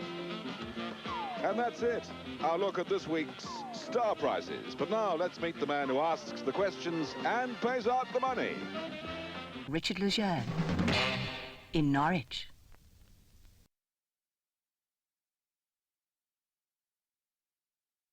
Ah, good. And you really can't argue with such character and such. What, is the audio going weird again? Oh, that's got it, isn't it? Oh, well, I think that's. Oh, I think I know what it is. I think it's going a bit crazy when I mute the microphone. Hang on. I'm going to try muting the mic physically, like on the mic itself, as opposed to through the software.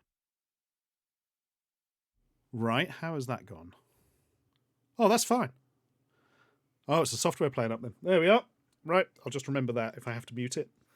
I shall mute it via the mic, which, to be honest, on this mic is bloody easier than actually muting it through the software anyway. I should be doing that, probably. Hang on, I'm just going to test it through the software again. No, I'm not. No, I'm not even going to risk it. Hang on, I'm going to test it through the physical thing. Ready? Here we go. And yeah, it's fine now. Good. Whew. Bloody hell. Is it going crazy because Twitch has sacked a lot of people? It's just quivering in absolute depression. Oh, God. Cheers, a Poundland PC. Take care. Oh, that's better. I ran off to get a drink during that, and I'm glad I did. Right. Okay, folks. So we were going to, as I mentioned last time, or I was planning to, play a game called Resident Evil 4 Remake thing. Because it came up on that bounty board thing you get on Twitch.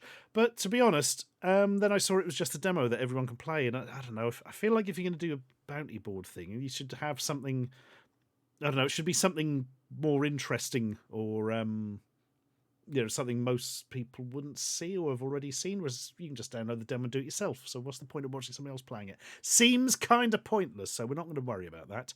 Instead... The demo is rare these days, Enigma. That's true, actually. Apparently the demo is only about 15 minutes long. Seriously, Plutonia, because the bloody bounty board thing said you had to play it for at least an hour. Oh, there's going to be no Limber of the Lost to sort that problem out, DC Flake. I'm going to try it on... I've got a thin client I got off eBay for 30 quid. Can't remember who suggested that. Might have been Chloe Raccoon. Very good shout. So I'm going to see if I can get it to run on that without the audio completely messing about. Bloody hell. Right. D Storter says demos are now you paying the full price for a shit beta. I mean, yeah. Can't argue with that. The only time I think I've ever played full price early and felt like it was really worth it, I did it with Gloomhaven. And Gloomhaven was great, and I played it fucking loads and loads and loads. I might get back into it, actually. Now they've sort of finished all the modes and there's expansions and shit. But Yeah, it did feel a bit like you just paid for the unfinished one to get it early. Do you know what I mean? I kind of wish I'd waited on that. The only one I can absolutely say was spot on was Dark Quest 3, originally called Dark Quest board game. We've streamed it a couple of times, I think, because it's A, it's really good, but B, it's changed so much from the start.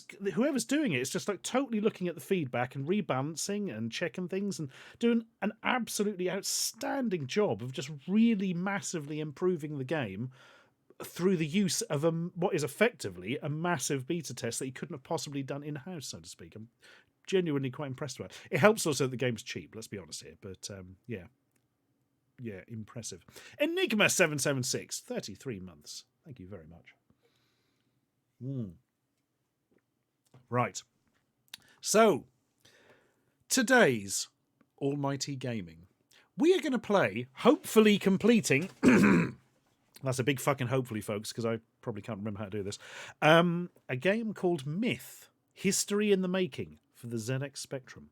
And Harry Stockers. Thank you very much for your 7 months. So, this game's fucking great. I love it. It's probably one of the best Spectrum games, I would have said, certainly for me anyway.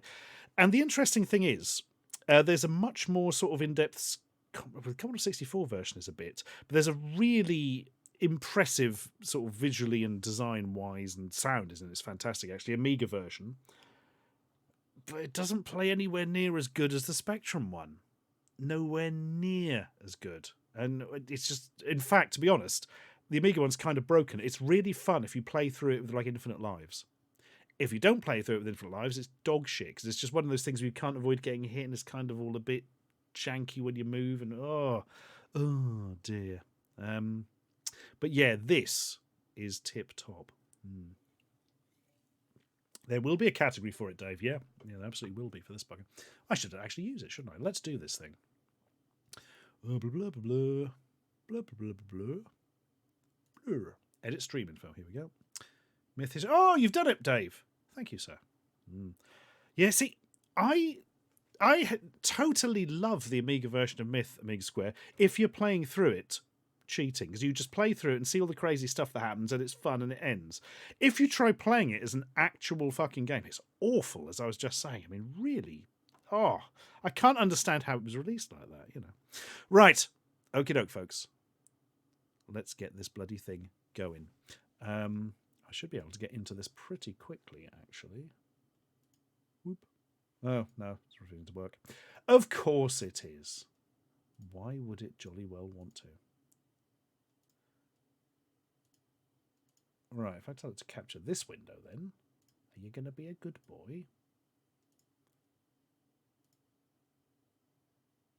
No, you're not. You swine. Yo, it is! Ho-ho! Look at that! Myth! History in the making! Oh, I haven't played this game for years. Gonna fuck this right up. I mean, really fuck it right up. It's going to be biblical. So, I believe the plot of this is, there's some bastard time angel, he's fucked all time up like a big shit, so you got to go and kill him. By going through 4 time periods. And you travel through the time periods by going into the time period and then finding like a symbol of like 4 dots in a cross, if I remember. And that enables you to teleport out. There we are. Chloe Raccoon gifting subs to Ghosty Fish. Thank you very much indeed. Have I played the Spectrum version of Lords of Chaos? Fucking love Lords of Chaos. DC Flake, we have definitely streamed that in the past. The Holy Trilogy is Chaos, Lords of Chaos, and Magic and Mayhem. I've got to say, Magic and Mayhem might not hold up so well these days because of the low frame rate, but anyway. Let's get mythical.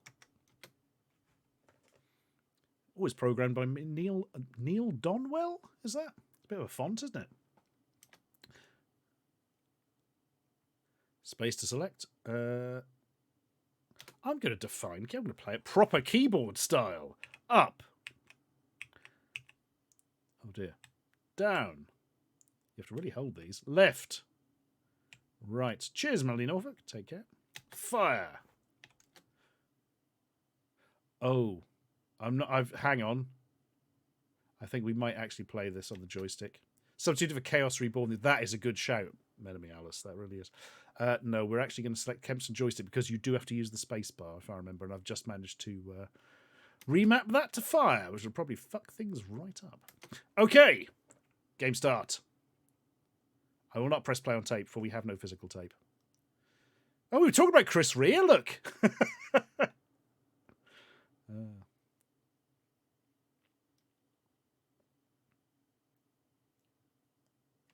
Yay! Yeah! Woo! Just going to work out which one's the fire button. It's that! Ha ha! Fuck you, pot. Right, this is where we basically have to get back to. If I remember, down is to jump straight up, and up is to jump across.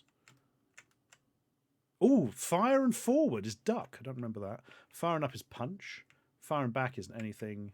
Yeah, so I've got basically punch, duck, kick. I feel like those two should be reversed, but okay. And the jumping's right. I think we are into it. I'm going to turn the volume up a bit. Spot effects only in this game, folks. We have done this on stream before a long time ago, says Enigma. It does not surprise me because I do love this bugger. Right. Hope there isn't a time limit because we've been faffing. Spew your flame. Thank you. Oh, bloody hell, I ended up stuck in it anyway.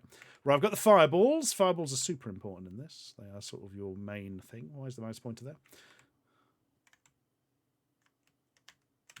Hoof, hoof, hoof. No, that's not going to work. Run away. Oh, touching the swinging skeletons loses you health. I'd forgotten that. Oh, some health pickups. I approve. Oh, shit, there's something going on there. Right. Fireballs. Oh, I've got 72 of them. This should be all right. Ha ha ha. Right. You have to pick up these orbs. And once you've got all the orbs, I think there's 5 orbs, and then the symbol that is 5 orbs appears. Yay! He's dead. His noggin! Oh yeah, you pick up the heads in this version, don't you? Basically, you need 10 heads. 10 scully skulls. Let's draw off here. Blop. Ha ha ha. Oh, that was a bad idea. Right, go back to fisticuffs for a second. More health, good. Can't remember how that works now, which is vaguely annoying. Run away! Run back! Death to you, you swine! How dare you be a skeleton?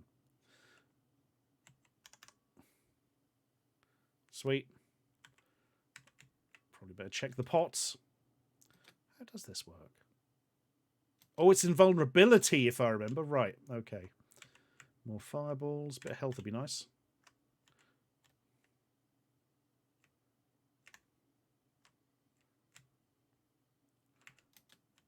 How many skulls have we got? 5, right, we're halfway there. We'll probably get a load more on this screen, actually.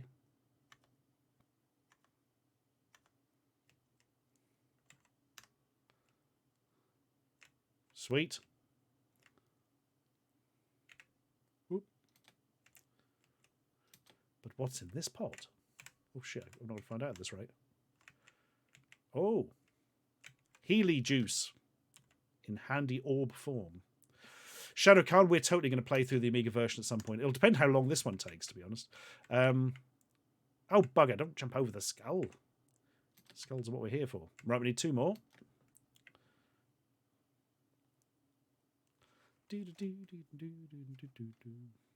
Yeah, I don't think we'll have time today, Shadow Khan, but we're totally going to go through it entirely. Because it's such a weird trip. It's a fun game to watch. And fun to play through if you're not actually playing it. Because it's kind of gubbins. Bad gubbins. There we are. Right, I think we go through here now. Yes! Right. Release the orb. And now, throw your skulls in the pit. Every time one goes in, look, the eyes and the skull at the top light up.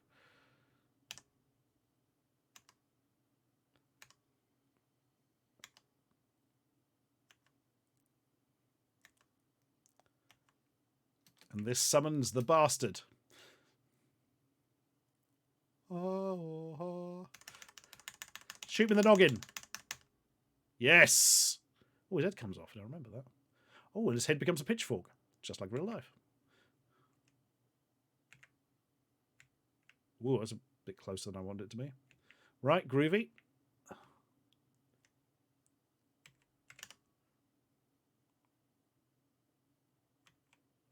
Yeah, that's not bad. Oh, cool, Commissar Ludwig. I have a copy of that book I've brought for a friend. I got it off, I think it was off Unbound. It's signed, I believe, by both Jackson and Livingstone. Not entirely sure what I'm doing now. Oh, bloody hell, your health goes down quick. You got to be careful. Aha. Oh, look at that.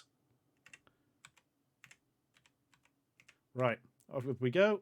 Badoing, badoing. Fucking hell, this guy can jump, can't he? Shit, son! Right, I think we need the pitchfork for this one. Ow. We've done an explode, everyone.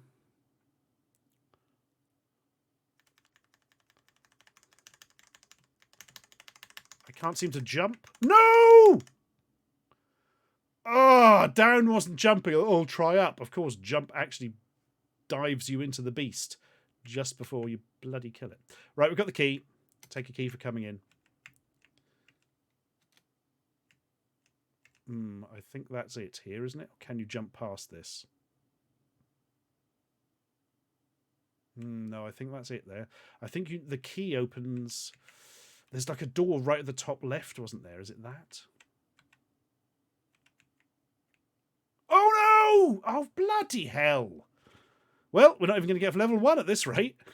We can do all the hard stuff. We just can't do bloody standard gubbins. Shit, jump us straight up. Yeah, oh god, I thought to get stuck in the background there. Whee.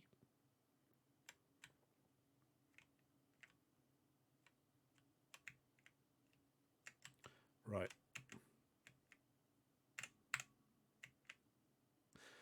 There is sound, but there's very little sound. Are you not getting the bloody sound now? Hang on. It should be up to a decent level. Right, I'm going to mute it and then unmute it. See if we get sound now. Whee.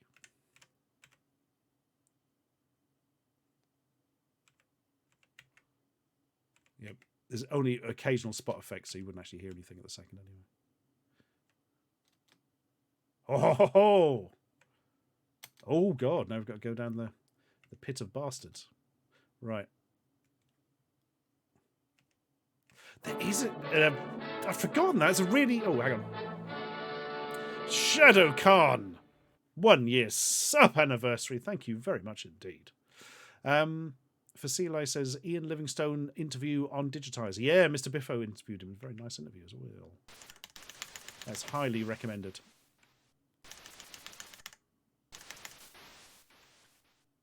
Oh, shit. Oh, that was all right. Oh, was it? Because now they're going to rain death upon me. Oh, no, I'm safe here. Ha. Ho, ho, ho, ho. How?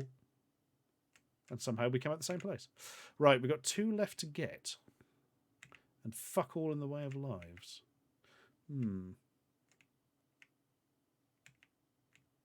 Oh, wait, there's pots here. Why am I glowing? I shouldn't be... Is this on? No.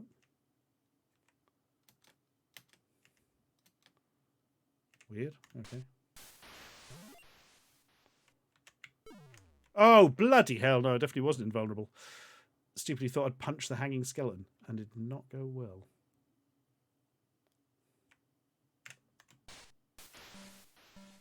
Great. Now we get the health. Good-o. Oh, bloody, we've got no chance of doing this now, have we? Blend 28. I've been watching that 72-part YouTube documentary of Chris Chan. Christ. So this stream is something of a tonic. I almost worry more about the people who bloody sort of obsessively document that guy than that guy himself. Right. All the pots. Do we go this way yet? I've decided we do.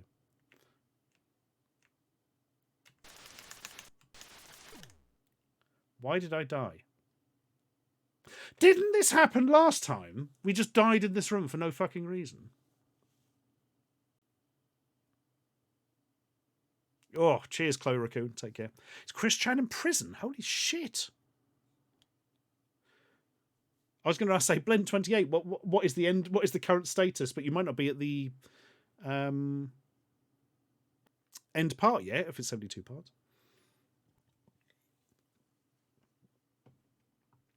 He did a bad, very unsavory, awful actions. Really. Fuck. Sorry, I've just read what Macobster wrote. You won't see that because it's been held up by the auto mod. Jesus Christ almighty.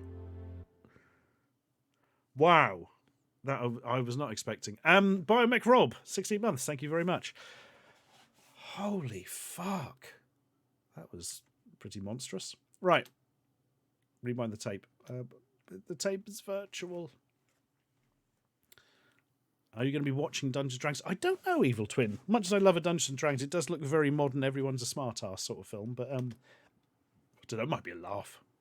My girlfriend will have a bit of a chuckle.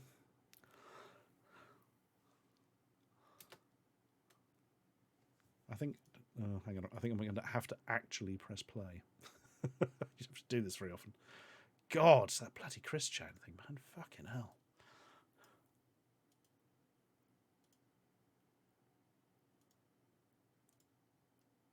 Yeah, I mean, we should be running it. Don't know why it isn't. Doesn't matter. It'd be quicker just to reset the bloody thing. Christ's sake.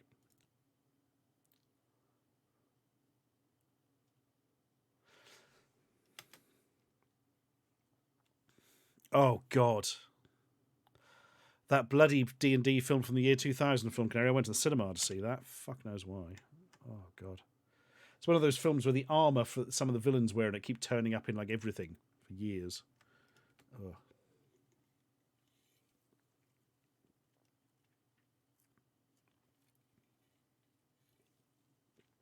If I remember, doesn't Richard O'Brien play basically a guy running a maze, like in the Crystal Maze? Nothing's ever going to beat. Is it Dragon Quest? The oh my god, I want to watch that now. Maybe we'll do that. Maybe we'll have another go at this. There's basically a D&D VHS tape that came with a board game that teaches you how to play it, and it's got some enacted stuff, and it is amazing. Dragon Strike. Thank you, Film Canary. That is it. Absolutely astonishing.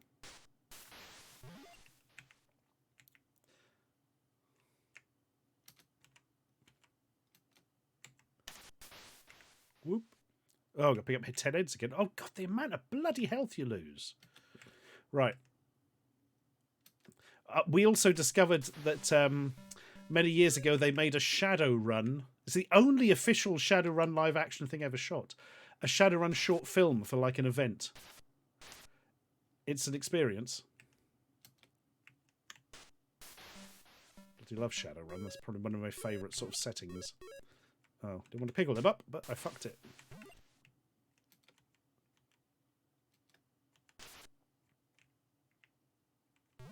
Ah, and then I lost loads of health. Picking the skull up, and no, there's no health on the screen. Brilliant. Love it.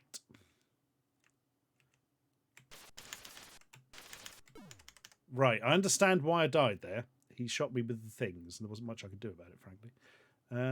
Oh, God, don't put me there. Bloody hell. Oh, I see, he flashes when the health is low. Right, so we're going to die on the way back, is what we're saying here.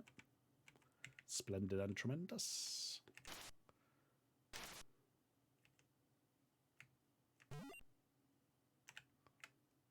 No!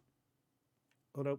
Yeah. I had to run away from that one, maybe fall into another one. Tremendous.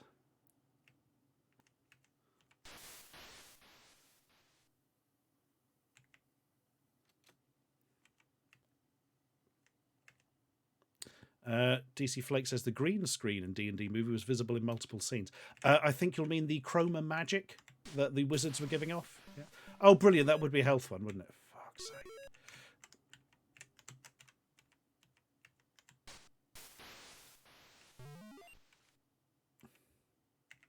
I tell you, if you want a good Shadowrun game, Clockwork, Shadowrun Returns, Dragonfall, and Hong Kong, the three sort of Shadowrun games made relatively recently, are unbelievably good. Some of the best video games I've ever played. The German one, the Dragonfall one, is the best. It's unbelievably good.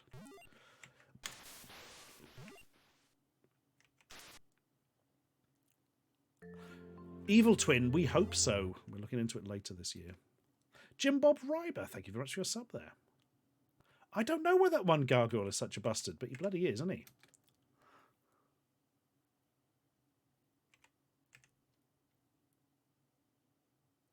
Oh, I really like Shadowrun Returns. Actually, to be fair, Shadowrun Returns is a bit nothingy as compared to the others. It does feel a bit tech demo-y as compared to things like Dragonfall. Hong Kong's brilliant as well, but Dragonfall is the bestest. Oh.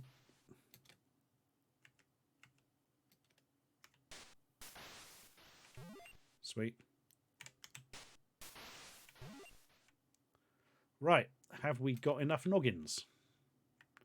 Yes! We're all noggined up. Let's go and offer it to the god of spittle. 1, 2, 3, 4, 5, 6, 7, 8, 9, 10. Mid-boss. Thank you very much for your sub. 14 months. Now, I've never played the SNES and Mega Drive ones, actually. Whew. Did it before he attacked. I think that's probably a good idea. Right.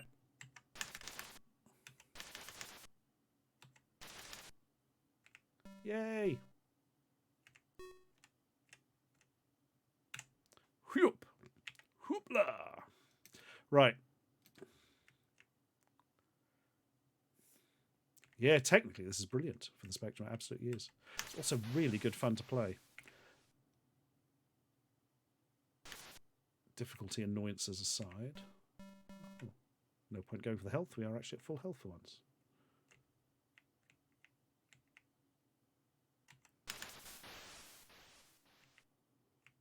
Oops. Oh, bloody hell. Oh, it's health. I suppose it would be now because we've had all the heads. I imagine this doesn't open until you've got the spiky boy here.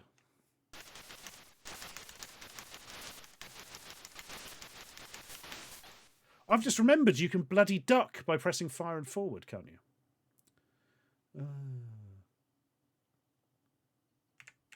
Yep. Yep.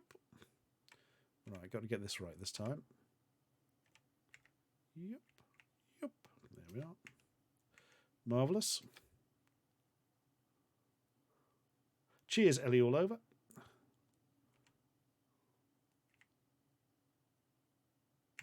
Fuck you.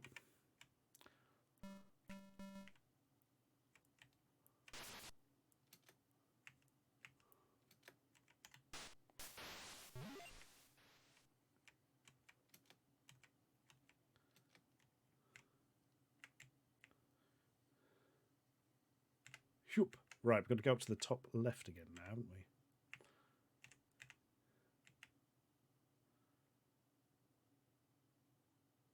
Yes. And whoop, there we are. Now, just by the power of holding the key, the door opens. Ow. Okay, leave the key in the hand. Thankfully, we didn't lose any health for that.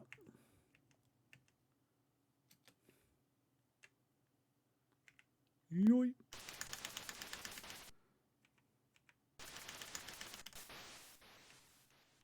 sure how to go down this. Oh, that did it pretty well.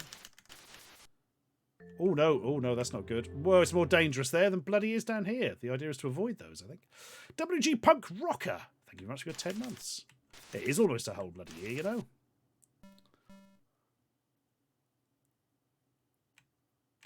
Bollocks. See that coming. Well, we've got one spare life left already. I think if we ever want to get through this, we have to bloody cheat. Don't remember it being that difficult. Oh, bloody hell, half my health's gone already.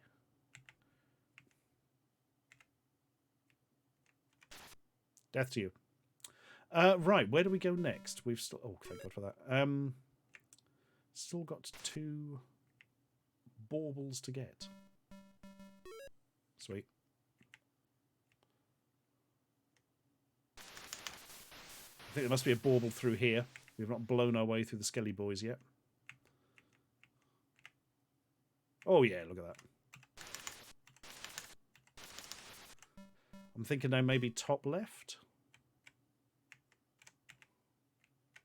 Shit, that looked weird. Right. Oh no, I'm going to go up first, aren't I? There we are. Boing, boingy, boingy, boing.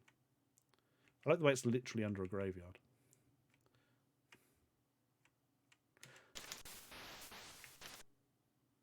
Ooh, we could do with a bit more health, actually. Yay. May as well do some punchings. By punching, I mean kicking. Oh, that's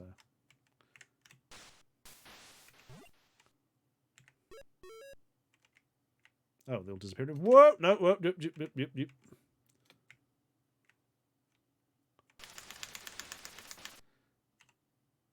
Bugger. And now the health's gone, of course. Great. Going to make use of the invincibility on the way back. I think this now means we have to run about until we find where the final symbol has appeared.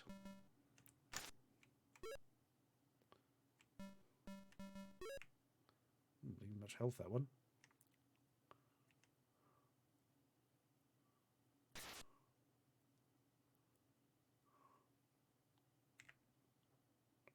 Amiga Square, even down to the point that you don't know that you have to knock a skull in the fire to do anything.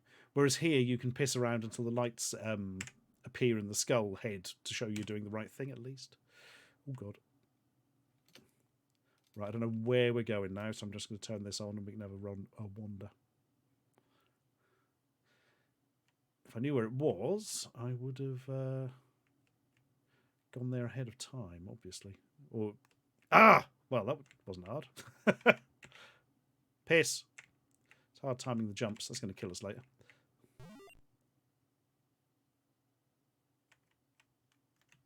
Oh, I can't kick them. Oh, it's run out. Oh, good. That's kind of what I wanted.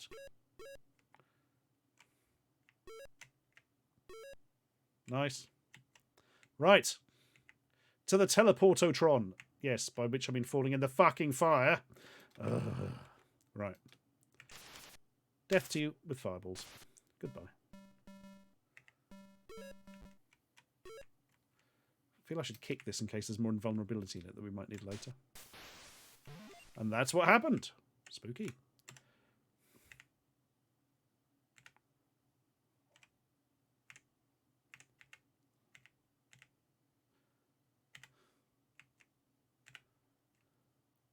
Oh, we're getting there, folks. Reminds me of Rez, says Bruno Chimbo. Oh, Rez was a game, wasn't it? Bloody hell. Remember, like you couldn't get it. It wasn't released over here. And I had to download the GD-ROM to play it on my Dreamcast. And this was on... It wasn't on bloody like dial-up or something, but it was on very early broadband, which was like 0.5... Oh, for God's sake. 0.5 megabits per second, and it took forever. I think that does it. Yes! There we are. Level 2.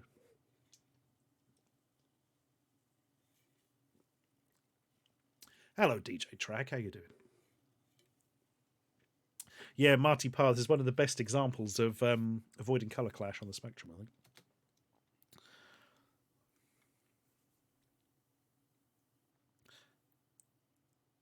Greece, 400 BC. The BC stands for bloody cat. Right. Oh, yeah, you get the sword and shield now, don't you? Oh, I remember that. So, whoof. Whoof. Can you smash this? Yes. Okay. Sweet. Okay, that's a problem. Oh, it's gone now. Do we go back this way? I don't think we do. Nope, we bounced off the screen. Oh, that shit's nearly killed me. Brilliant. Oh, God. Is that because I hung around for more than 2 seconds? No, it's just here. Right. Well, I think we're going to die here, so that's fun. Hit Achilles in his heel. Hey. Bag. I can't remember what that's for. Oh, Simmons do so. A lot of the educational Acorn Archimedes gems lost time. So the Acorn Archimedes stuff is mostly archived, but by people who don't put it out publicly. Was last I heard, or that was years ago, to be fair. Oh, fuck! Oh, that's an extra life. Oh. Right, we now have to obey the nymph. See, it's got statue, but it's come to life. Come closer. Fuck!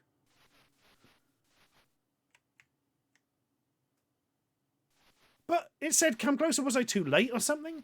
Shit, you get a really important health power up from that. And now you have to die to continue. In the Amiga one, it actually says out loud, come closer. Stop. Oh no, we don't have to die. I misremembered. Good. Oh shit, son. Well, we ain't going to do piss all here. This is now knackered. Needed that extra life and very much needed the health boost. So, yeah, that's the end of that, I reckon. Yay, we got that one. That's something. I feel we should save states at the start of levels, actually, and continue this over multiple streams, maybe. Don't know. Bit late now, isn't it?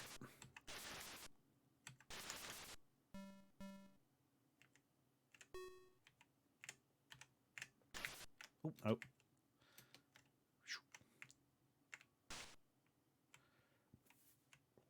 Yeah, because you have to kneel at the end and she gives you the... Oh, I don't know. Lip. Ah, avoid the Amiga drips. It's a stream of a Core 45 was called. Oh, what? I just lost health getting the health. And all the health fell off the world. This is very annoying. Can you go through this? Do you kneel and go through it? Yes! Fuck!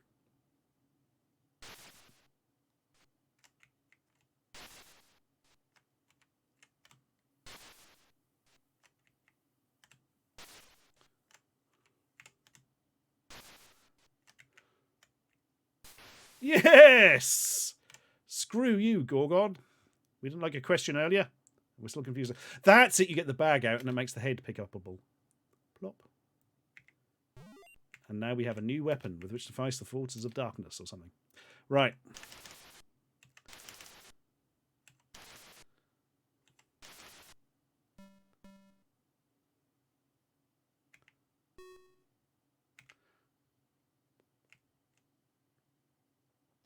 Get the old sword and shield out again.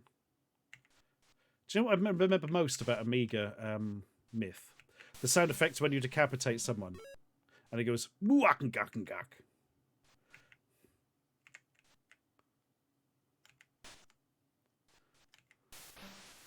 I really like the way it keeps giving you health, but throwing most of it away. That's lovely. Love it. Oh, fuck! Hydra time. Get him with the Medusa spit. Yes! Now, how do we get down below? Like this? No.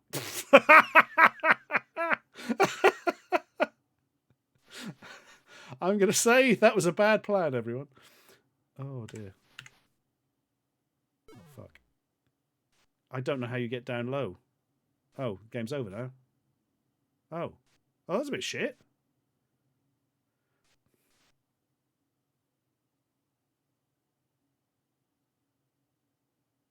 Oh.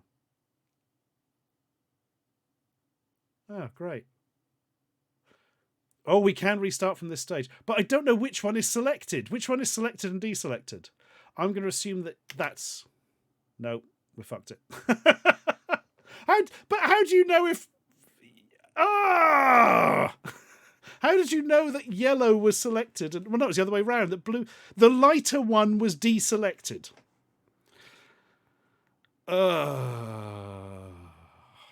Cheers, Film Canary. Thank you again for the quiz. Appreciate it. That's so frustrating. Cheat now. Yeah. Maybe I will. But not right at the moment. We're going to come back to that next stream probably. So I bloody love this game. I think what we're going to do, because now it's stuck in my head, if we don't watch it, it'll never go away. Now we'll just wish it goes away.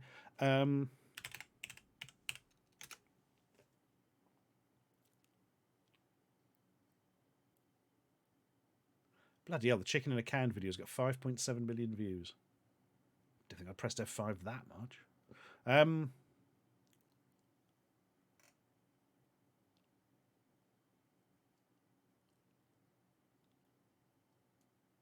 don't know how it's going for Boris Johnson, but there's a headline here that just says, a live stream. Watch the end of Boris Johnson's political career in real time. Went well, did it? Right. He'll be back. He's slipperier than a greased snake or something. Right.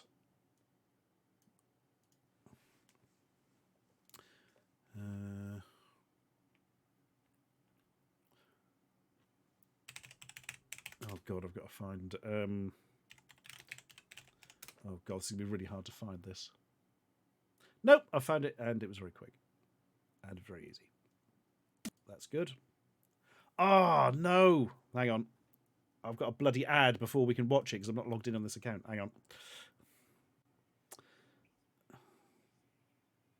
God, it's advertising gambling stuff. That's not happening.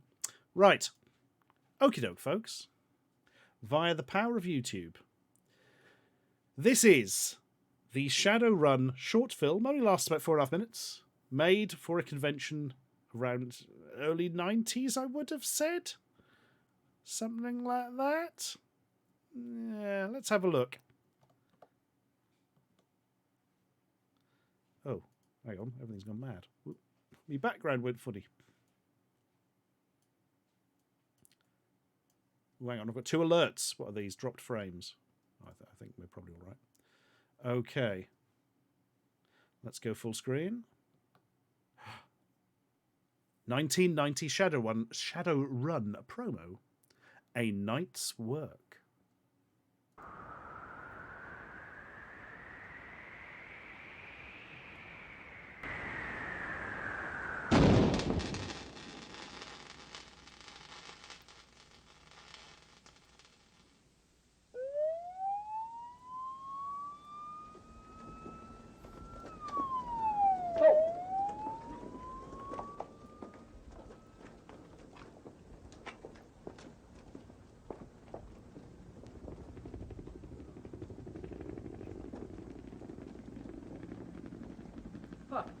Hey, stop.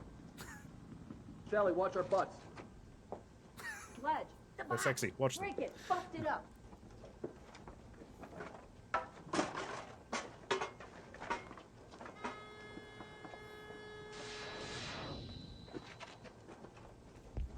Hacking.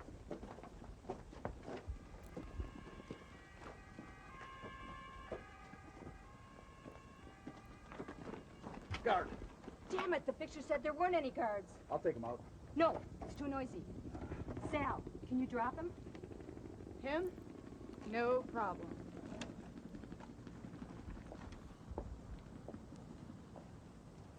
Oh, who goes there? Just what are you doing? Effects. She did it. Come on. You okay? I'll be fine. Let's go.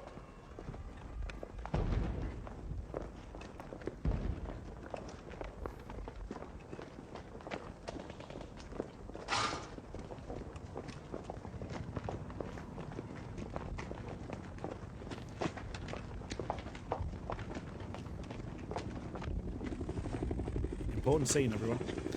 Sledge, another box, please.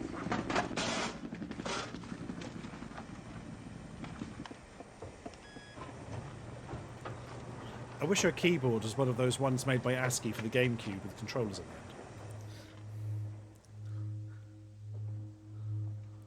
the end. Isn't that what you play chess on with Chewbacca? Charge! Ah, Kim! Thank you very much for the raid. We're watching a Shadowrun short film. It's the greatest thing ever committed to video. Oh god, now it's gone through the mind's eye, look.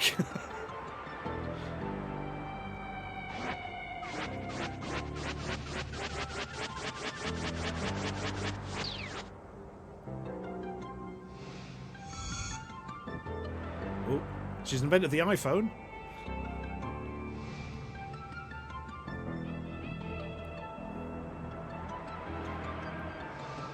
Don't know what's going on, but it's exciting. Come on, Chummer, you can do it.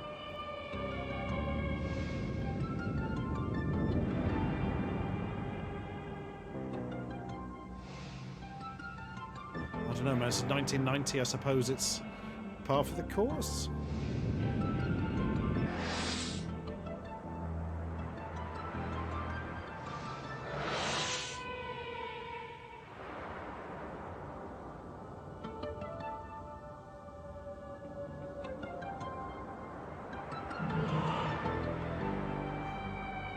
Somehow I thought the Matrix would be more... just more, really. Hello, Phantasm's having a go. Oh, no, it's fine. You've blocked it. No, it's back. The tall man has found us.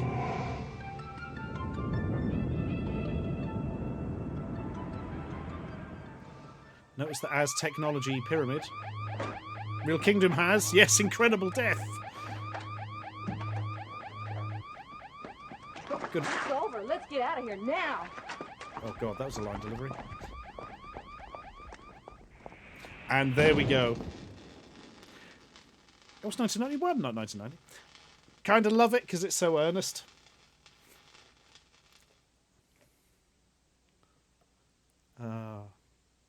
And relax before another ad comes on. Whew, just dodged it. Oh, dearie me. See, how did I not know that existed for 32 years or whatever? Oh, dear. That was official, Snaky Bee. Is the only official live-action thing ever shot for Shadowrun, I believe. So there's an experience. They blew all their budget on the CG. I think they probably genuinely did, Hans Carcass. Back in the day, back in 1990, it was probably really pricey to do that. These days, you could do it with a copy of DAZ Studio on your calculator or something, but you know. Oh dear. Someone had a rendering program and some spare porn costumes. Quite possibly the Girl with the Dragon 32. That reminds me of, there's a film called Final Flesh. By the people who did Xavier Renegade Angel, where they basically sent 4 scripts to 4 different custom porn studios, but all the scripts, as opposed to being porn, are just like really piss takes of really sort of poncy art films, I suppose, is a way of doing it. So the results are interesting, and Final Flesh is basically all 4 of them put together. It's an experience. An experience. Simmons Dude says Mike. Mike's all right in it. I can't see any problems.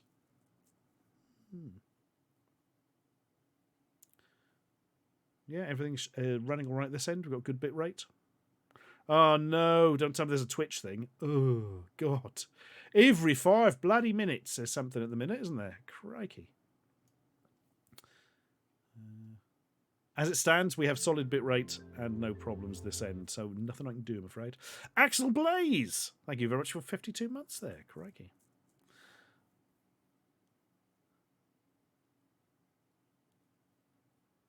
Everybody getting the stream cutting out. Oh, God. The Contraption, 1977. No, not aware of that one, Ballet Dude. I do love me a short film. I'm going to make a note of that. Find it. Watch it. Obviously, that's how these things work.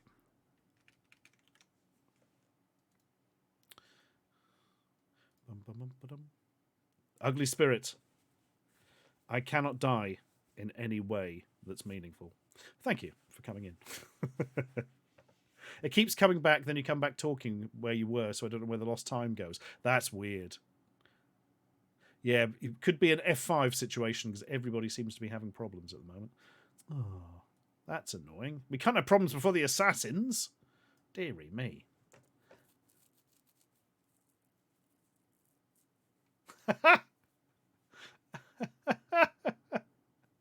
Oh man, this is amazing. Hang on. There's some really good comments on this Shadowrun video. The second one says, truly, this captures the feel of having a Decker in the group. Mild excitement, and then you sit around forever while the Decker does some weird internet shit on their own. What, Tom 59? No, I don't think it did, unless it is in the... Oh, it did! I'm sorry, what, Tom 59? Yes! You bloody subbed for 3 months, thank you very much. The Axel Blaze, 52 months, and Hans Scott 87, new subscriber. Thank you, folks. Sorry, I bloody missed all those. It didn't come up on me thing. How frustrating. And there is a comment from a lady called Donna Lucia, who apparently played the Decker in the actual film. She says, Sledge was a professional bodybuilder. Sal, the mage, was a professional model, and I was Gina, the cyborg hacker, a singer-songwriter musician from an all-girl band called Bitch, and also the band Who's Ginger. I am now in the band Donna Matrix. Oh my god, Matrix! There we are. She kept the Shadowrun thing up all these years. Look at that.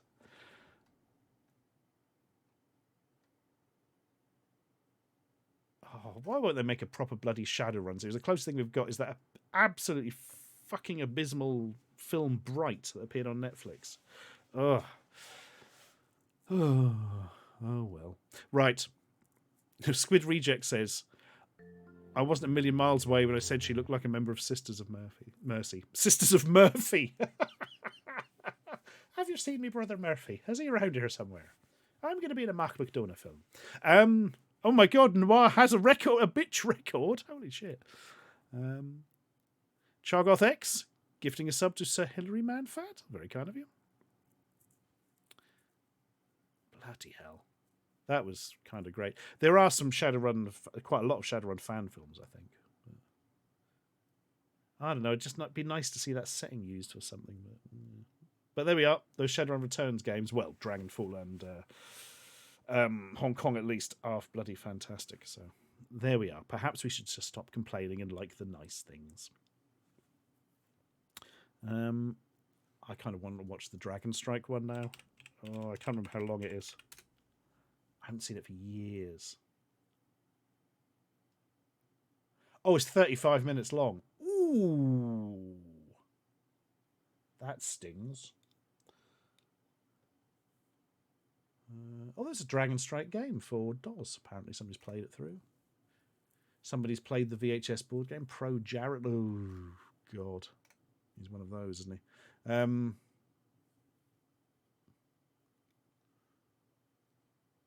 Go on, but we'll just start a little bit of the Dragon Strike instructional video. I can't believe it's 35 minutes. Holy shit, it's all killer as well. Oh, I think we should maybe save this, actually.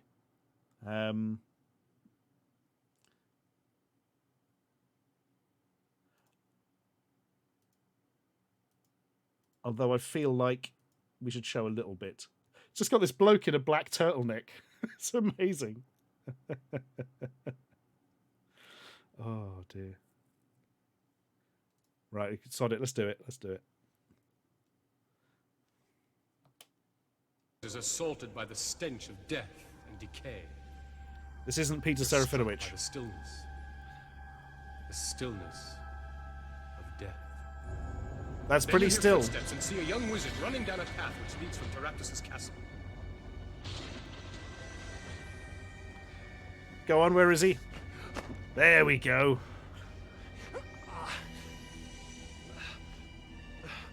Oh no, his plum jam.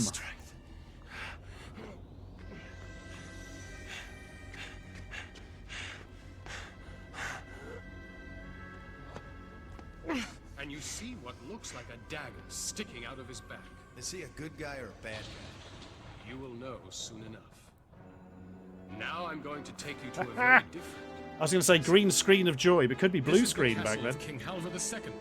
He takes himself quite seriously, and so do some of his subjects.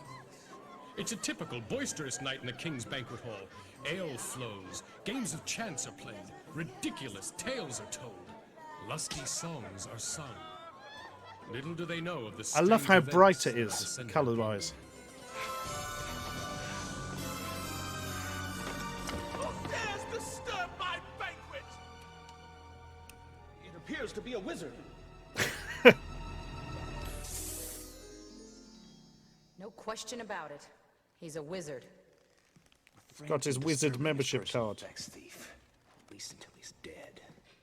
I was only checking his identity. Stand aside. We'll know all about him if he lives. If he dies, it won't matter who he was. It's not a knife. It's a tooth. A tooth freshly ripped from the jaws of a dragon. Honestly thought he was going to go full Crocodile Dundee there. Summon all your life force. Cosmic Egg, Release the release death your out from lightning. bones. Let life flow. Yeah, heal the wound first or I'll just die again. Come Launch on. yourself. Anew.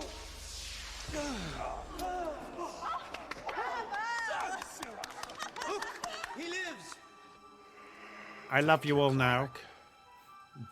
By healing me, you may have spared 1,000 lives. Oh, that important are you, mate? Yeah, all right. I sense the presence of evil very near.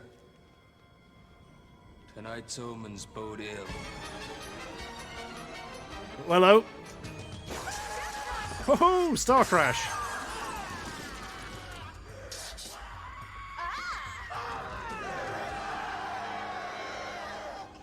The wizard escaped our captivity once.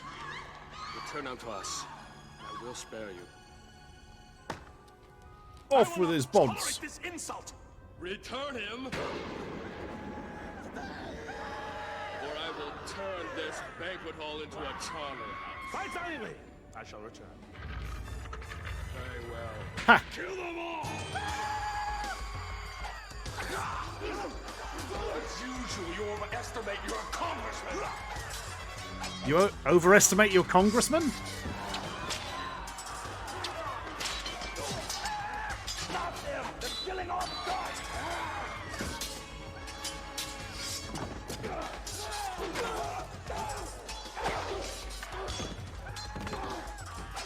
Cleric, use your magic! Death Knight, heal, return to peace!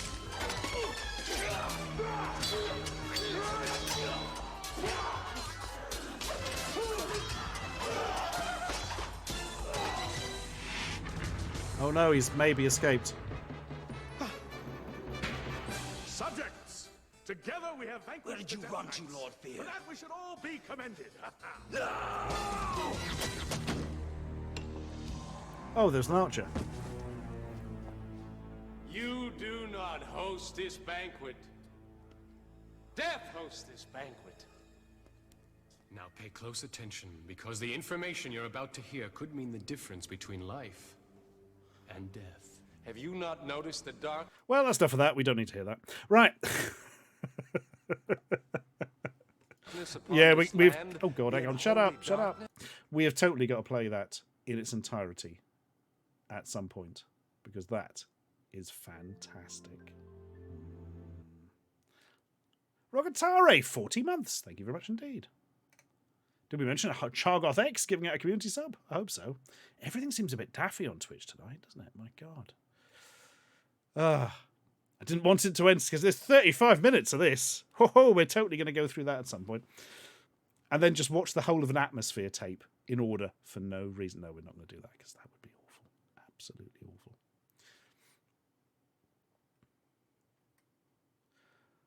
Right. What do we do now? I'll tell you what we do. Who was played by Herbal Flood McGinty? All of them being German too. So I'm sure a friend's got Dragon Strike. I don't have it myself, Squidward. I think Mickey G, actually, of this very parish has Dragon Strike. I'm sure he does. I've got various other games. I've got that Dungeons and Dragons board game they did that was like to cash in on Hero Quest. You get copies of that bloody everywhere. And it turns out, I think I paid like 10 quid for mine. It's like literally all the bloody pieces are still sealed. It's probably not very good, I would imagine. We could orc attack it. I think we will later, Ghosty Fish. My big question now is, do we have another go at... No. We do not have another go at Myth. I tell you why. We need to be getting through some of the assassins. I feel we've been a bit slow on the assassin front recently. So what we're going to do is have a break. I shall return, and then we shall do some orc attack, and then we shall do some assassins. Then the stream will end, because, you know, we can't stay up all night. We'd get really tired. Right. Let us return in a few minutes. Play games bad. I don't have any of the Star Trek one. Oh, I think Peter does. Nostalgia Nerd does. I'm sure I've seen it in his office. Play games bad. I've got the Star Wars one. Somebody sent me that many eons ago. It wasn't the Star Wars one, the first new footage of Darth Vader that had been filmed for like 20 years or something absolutely ridiculous. Oh, God. Okie doke. That's my secret, Captain. I'm always really tired. Fucking hell, I know a lot of people who could answer that. Bloody hell. But not me. I sleep 23.4 hours a day, which is why I'm always unable to stream. Angry Ed, 25 months. Thank you very much. Right then, let's do this thing. I am going to throw over to an ads, which are from the 1980s. And yes, I did check there was no Savile. Interestingly, I think these are the first ever set of ads I put together for this stream. Many years ago now. Yeah, Angry Ed. That was. I don't think Vader's in Rebel Assault 2, though, is he? I was talking specifically Vader footage. You could be right. Oh, the VHS game was the first reprisal of James Earl Jones. There we are. Sorry, Angry Ed. There we are. There's the answer to that. It was the only voice Vader. Is that a thing?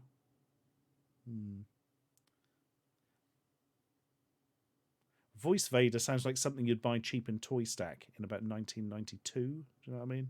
When they were starting to do the Attack of the Clone stuff. Anyway, this is irrelevant. The time has come for a break. And then I shall return with other Amiga-y things. But until then, this. Nobody makes soup in a cup like Bachelor's Cup of Soup. That's better. Yes, and there are such great varieties to try, like chicken and vegetable special. Great taste. With lots of crispy croutons and delicious chopped vegetables. And barbecue bacon and tomato special too, with tasty smoky bacon and crunchy croutons. Real. Croutons. Tomato. Like Bachelor's Cup of Soup. That's special.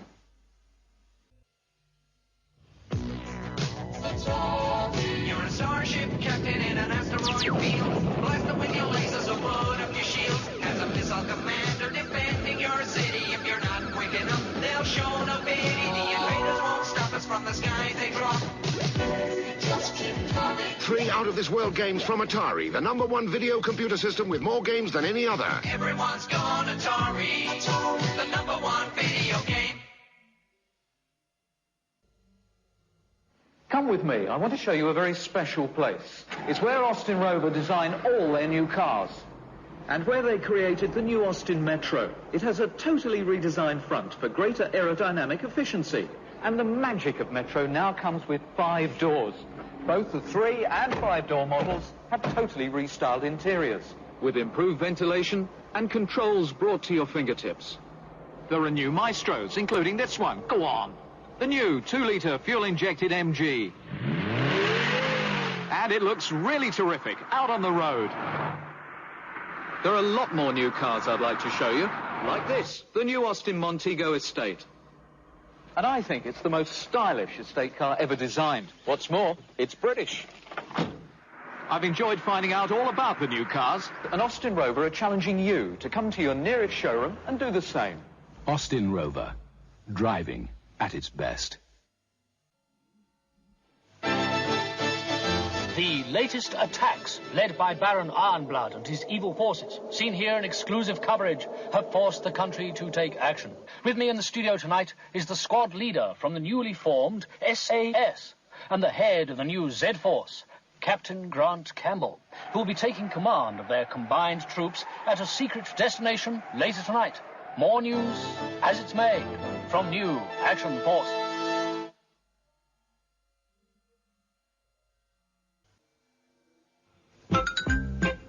When you visit a BP or national service station, you'll be given a money match card free. If the two halves match, that's the amount you'll win. Prizes from 50p to £10 will be paid instantly. If you don't win first time, keep the two halves and try again on your next visit.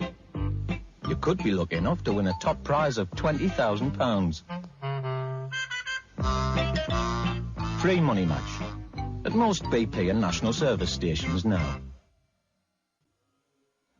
I'm Bernard Matthews, and I believe this is the juiciest, tenderest turkey you can give your family this Easter. Golden Norfolk from Matthews Norfolk Farms. Beautiful. From country life, and you'll never put a better bit of butter on your knife. All right, Ryan, the door key, please. I haven't got it. You had it. Didn't? Gave it to you. You never give me anything. I'll give you something in a minute, I will. Look, if we can't eat in, we'll eat out. There's everything we need. Bread, jam, cheese. And lots of lovely country life butter. Oh, smashing. Now, what are we going to do about this door? Oh! Buying a business computer, CK Computers have the best range, support services, advice, software and maintenance. Plymouth 780-311.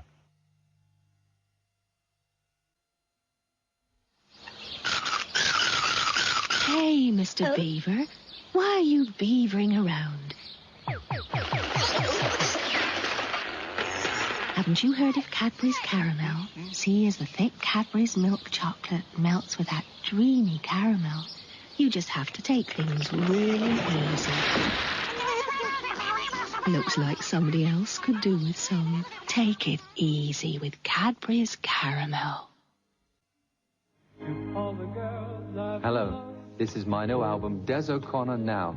16 great songs I think you'll like. This Polaroid instant camera actually has a computer inside. It works out the exposure. You don't need a light meter. You don't have to measure distance either. The focusing's done for you. And you don't worry about light. The built-in flash gives you just the right amount. That's it. Just press the button. There you are in 90 seconds. Razor-sharp image and bright, lasting colors. Polaroid. Just press for perfect pictures.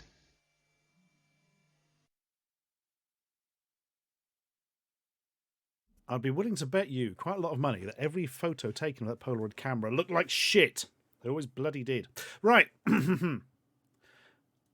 What's it time for? Oh, yeah. I remember.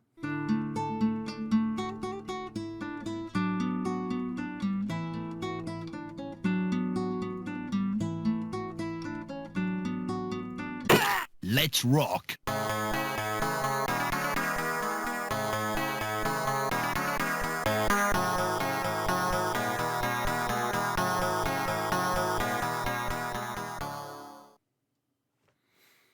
Yes, the game where we lose badly, but we get to see if the bonus game can actually be completed for once.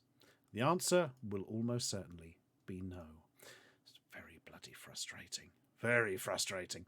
I would say this every time, but I swear we used to complete it most of the time back in the day. But there we are. I've tried every version of this I can find, and none of them bloody work. So what you gonna do? What you gonna do, eh? Well, what you can do is just keep playing and see if you eventually win. That's how games work. Right, so this. Time to load up the Assassin's disc containing Orc Attack. Yes.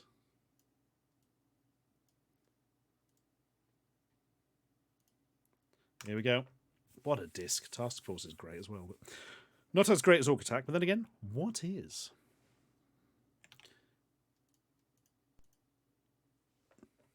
Dum dum dum da dum dum da dum. Now, it's not a bug in the emulator, Squid Reject, because I've been playing it on an actual 1200 to check. I did that about 8 months ago. I played it on an actual disc. I've actually wrote an ADF to a floppy disk. Stuck the floppy disk in the old L1200, and no joy. Right. Here we go. Filming with the audio up a bit. There we are.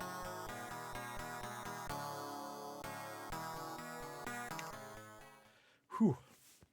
Let's rock. Emulator always set to PAL, Rotaranig. Certainly important for this game because written in the UK. Right.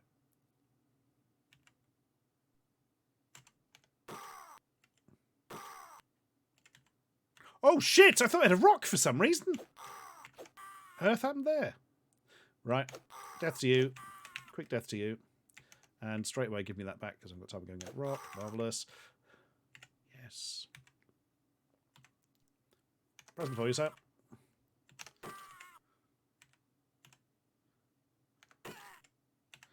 Smart bomb guy. Sweet.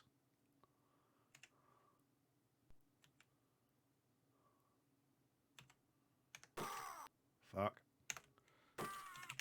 Sword, please. Thank you. And weather vane. Does anybody know when the weather vane appears? I presume it's when you've killed a certain number of orcs.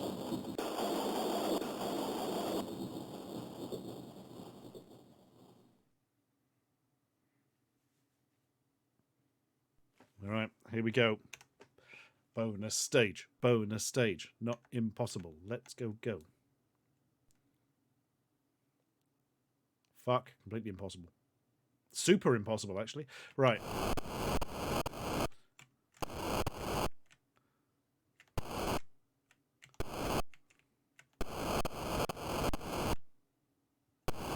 That was a pretty shitty way of doing it, actually. Oh, God.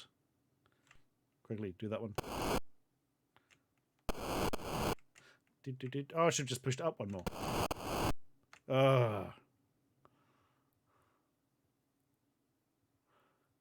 Well.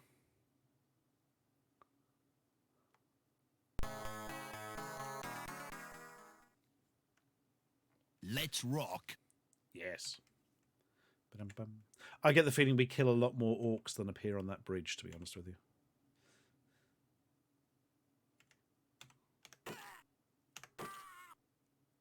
Bit of a risk there. Paid off. Oh, no! You're supposed to get... Oh, God, if he reaches the top, instant game over. Whew. Not always 100% hitting him with a sword, either. Oh, I thought that might be more effective than that. I thought it was going to bounce off him and hit the other. It did not!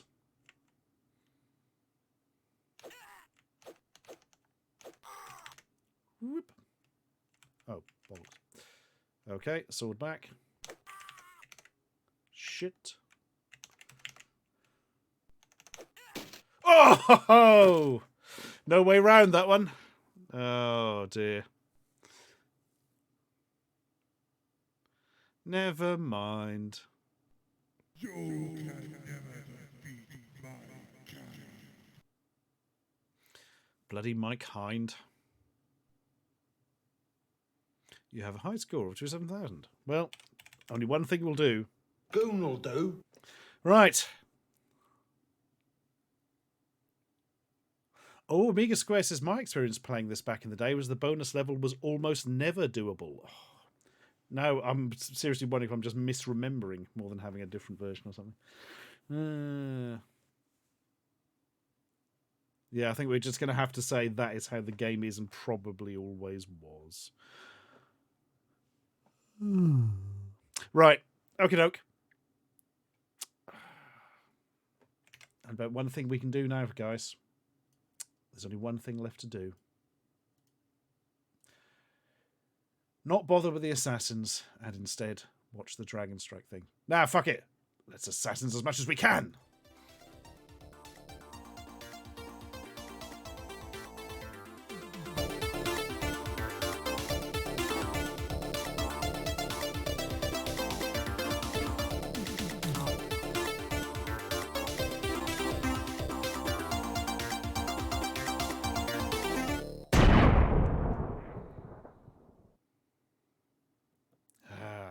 Right, 210. We are on disc 210. Were we not? No, I feel like we've done 210 and maybe 211. Let me check. We've done 211. Did we do all of them on 211?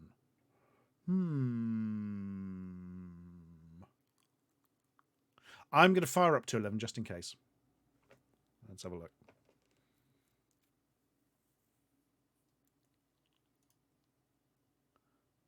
We certainly did. I think we've done 212 if this is 211.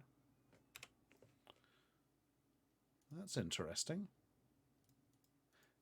Or no, I don't think we have done 212. Right, I think I know what's going on here. We did the shooty Berserker one like the week before, didn't we? And then we had to try it on the A500 and all that kind of gubbins. Yeah, I think that's what happened. Anyway, we'll stick in 212 and see what occurs. Plop. Wonder what the music will be this time. We may never know. Oh, this is new, I think, isn't it? Oh, yeah, we've done this one. Let's enjoy the music for a second.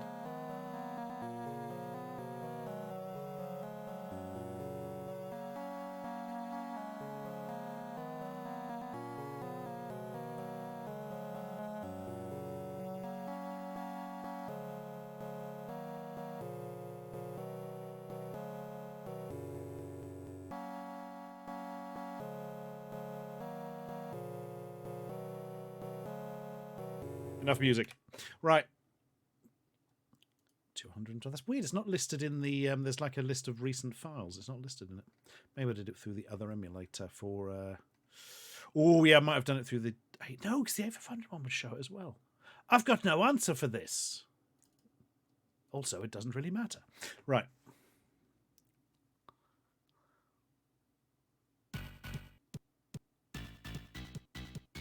Oh, thank you, Rubber Cat.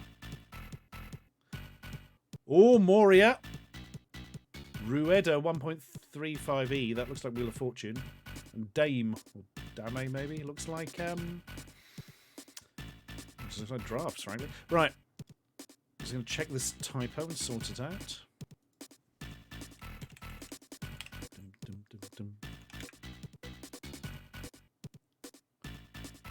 Yep, totally. It's the wrong disc. Thank you. Good work, Rubber Cat. You have saved the spreadsheet. More new music. They had no music for a million years, and then suddenly...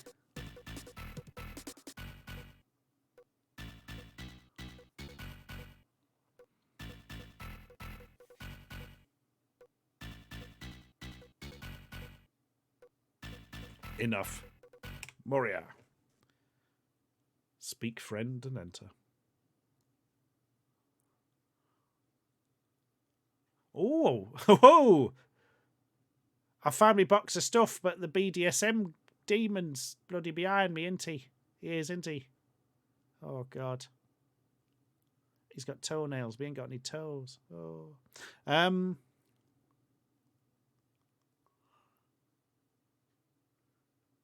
we played this before? I'm sure we've come across Mariah before, haven't we? Is this a different version? So I don't remember this image. It's Simon Cowell. So Simon Cowell got his riches. The demon in the background's like, well, really? Coming in here and stealing my... do you know what? If I wasn't filming from a special website at the moment, you'd be in trouble. Right. Let's have a quick look at this. I'm going to search the mighty stuff. Yeah. It got a 5 on disc 162. Is this a different version? I don't remember this image.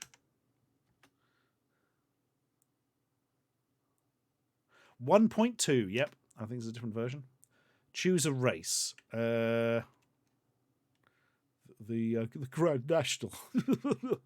Right, we're going to be half orc.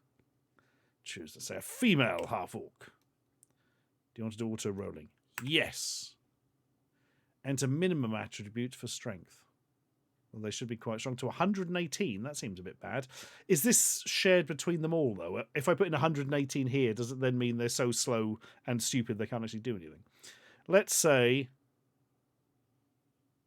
45. Strength.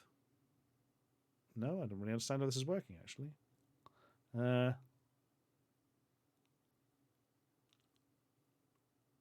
It'll keep rolling it over and over until you get the minimums you put in or you give up, says Clockwork. Ah, okay.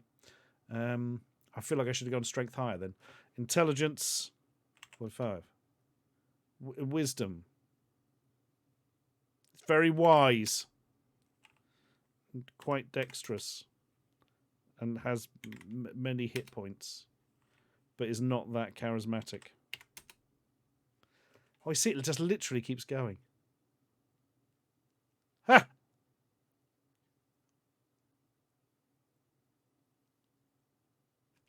Amazing.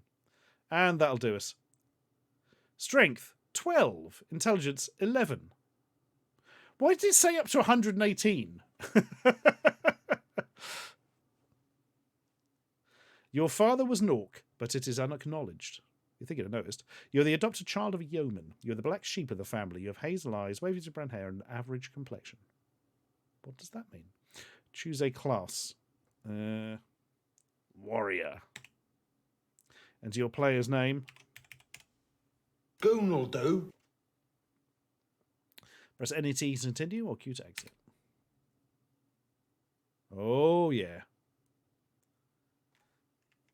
Now, what buttons do you use?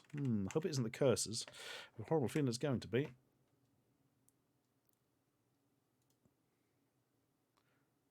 Game ports. Turn the joystick off. No. Oh. Are we going to do north, south, east, and west, maybe? You're not using any equipment? No.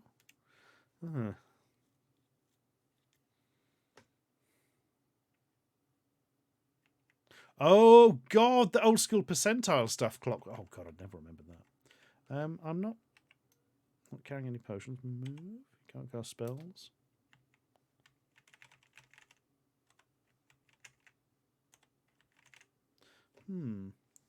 Hello, Andy C. How is Hong Kong? I've not been for years. Oh, here we are. Numbers are doing something, but they're doing the complete opposite of what I thought they would. And I'm just going to turn the joystick back on because I'll forget later if not. Oh dear. Numpad for directions, or check the menu up top using the mouse to see what keys do. Oh, it's a mousy boy, is it? No. No, I've got no mouse control. Also, the buttons aren't working. 3 and 7 on the numeric keypad take you in the same direction. You punch the blubbering idiot. You've slain the blubbering idiot. Yes. Oh, now I'm walking in a standard direction. Is it because you couldn't when you... Oh, my God. I thought I was the one in the top left. I was the one in the bottom right. Right. We're all good now. Yeah, I've got no mouse control whatsoever. Right. Hard blow the humble human temple. We can purchase, what have we got? Gold remaining, 331. A morning star. Ooh, that looks good. It's far too expensive. A warhammer. It's far too expensive. Let's exit from the building.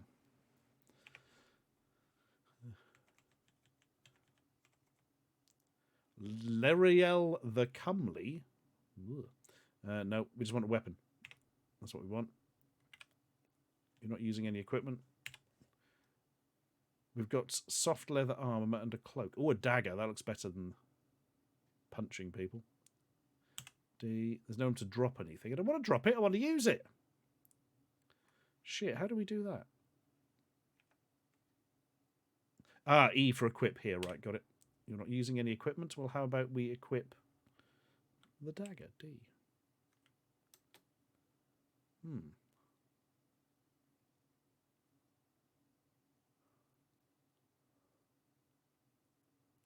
W to wield? Ha ha ha! Let us wield the soft leather armor. Yes. Where wield which one? The dagger. The stiletto dagger. Yes. The cloak, which does something. Right. More importantly, can we go and buy shit? I do not see anything getting close up here. Blubbering idiot drools on you. Good for him. We all need a hobby. Morglim the Horrible. Double chainmail. Ooh, like a double rainbow. Annoyingly, browse store's inventory. Does he have more than is being shown here? Yes. Interesting. Much as I would love to buy a pair of gloves, the gauntlets seem very cheap. Oh, no, I see why now. No, we're going to leave this. Oh, this looks like the weapon store, look. Oh, a Misericord dagger. Interesting. I want... Yes, small sword looking good. Long sword is too expensive. Small sword is more expensive than the long sword because it's magic or some shit. We can't afford any of these. This is frustrating. What else have we got? 26 iron shits.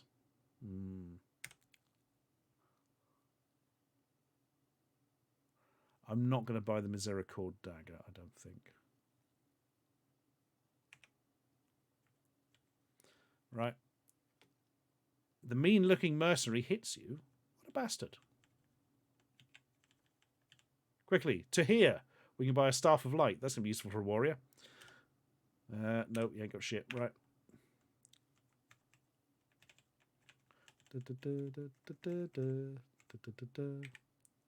Mauser the chemist. Oh.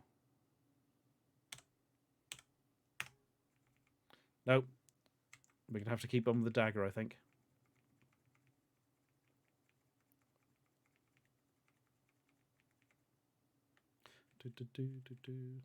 Filthy street urchin begs you for money and touches you.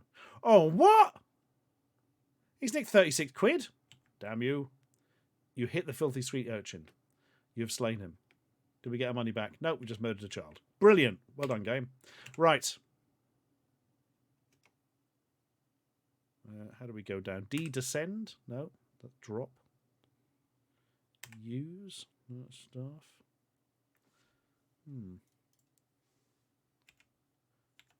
No, it's not a pointy bracket, I don't think. Well, here we are. Which direction? Down? South? No? Don't know. I don't get it. Yeah, sure. I think I've done it now. Pointy bracket. It says which direction? I want to go down, but D doesn't do anything. Oh, yeah, Tigers, because I forgot to change it. Here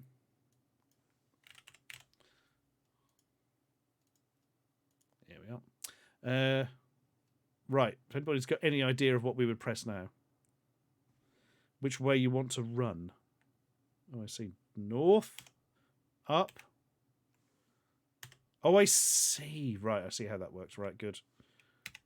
You enter a maze of down staircases. You pass through a one-way door. Oh, shit, son. You hit the giant yellow centipede. Ooh, got those in there. You pick those up in Elden Ring. You miss him. I miss you, giant yellow centipede. Why do you never call or text me anymore? The giant yellow centipede bites you. Oh, that's why. Yes, we have slain it. What does that inventory say we have? I don't know, because it doesn't tell us. Oh, gold is on the left, 295, okay.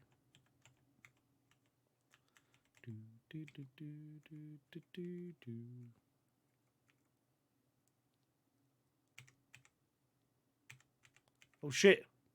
You hit it. You have slain it. Right, I'm guessing we should probably be wielding 5 wooden torches. There we are. Oh, God. Whoop.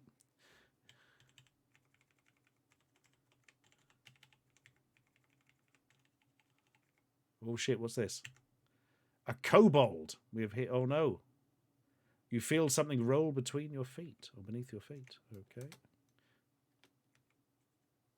Pair of soft leather shoes. Yes. Wear the shoes. We are going to need a list. That's very important. A pair of soft leather shoes. There we are. I mean, he went in without any shoes on. That seems dangerous in a dungeon. Right.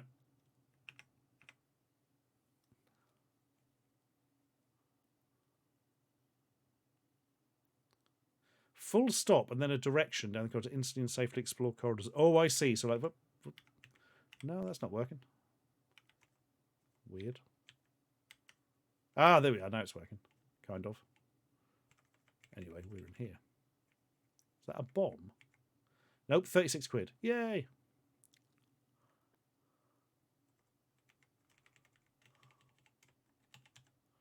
Closed door blocking your way. I'm not too worried about that because don't need. It's all dead end.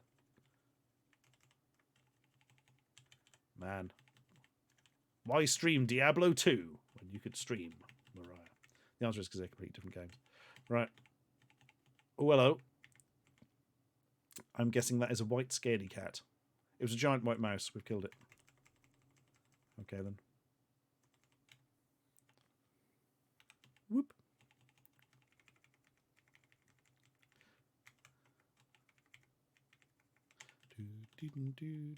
Oh, closed door. We've got no keys or anything. Unless we can bash them. Is B for bash? No, B for book.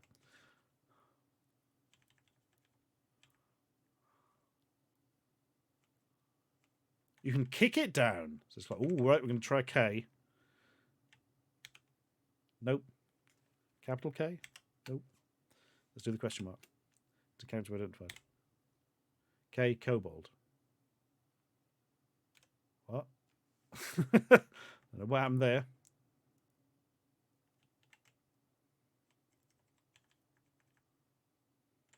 Hang on, that door's open. Let's go through there. Oh, no, because that's where we came in. Oh, or is it? Oh, all new. Oh, a white icky thing. Ugh. Oh, I've killed it. We're now level 2. We've got 30 extra chups. With red things on the wall. Floating eye. Floating eye's dead. I haven't seen the new big ribs at Iceland. Impressive, Simmons dude. Can't be eating those rib things. Oh god, I'll never stop.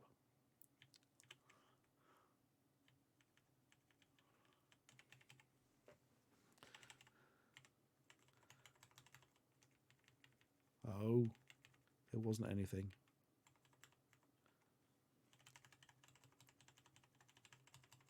Oh no! It was dead ends of rubbishness.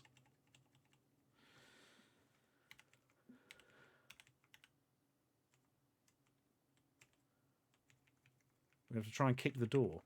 Let's go with the question mark. It just says enter character to be identified. I pressed K, it said kobold, so it wasn't kick. You can't seem to list the commands. Oh, here we are.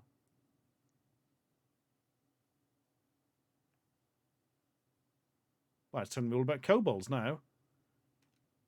Cool. Oh god, no. Oh, blimey. Question mark said listen. Nope, as I just said, the question mark says enter character to be identified. Unless it's not mapped to that on a keyboard.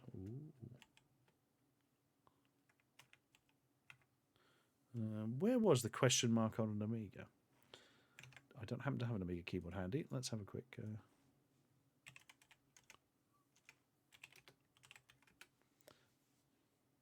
Bum, bum, bum, ba-dum.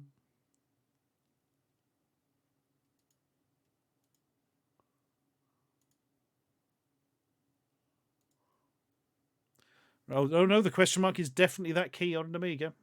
Yeah. Identify character, list commands as question mark. Yeah, but I hold shift and press it. And so this is it without. This is question mark. Oh no, it does it. What the fuck? Oh my god, it doesn't like left shift, it only likes it doesn't like right shift, it only likes left shift. If I right shift it, it does that. If I left shift it, that may be an emulator thing to be fair. Jam a door with a spike. Interesting. Bash item on mods could be B then. Yeah, it looks like it's going to be B.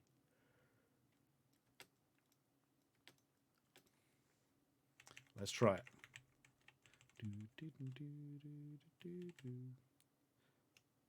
B.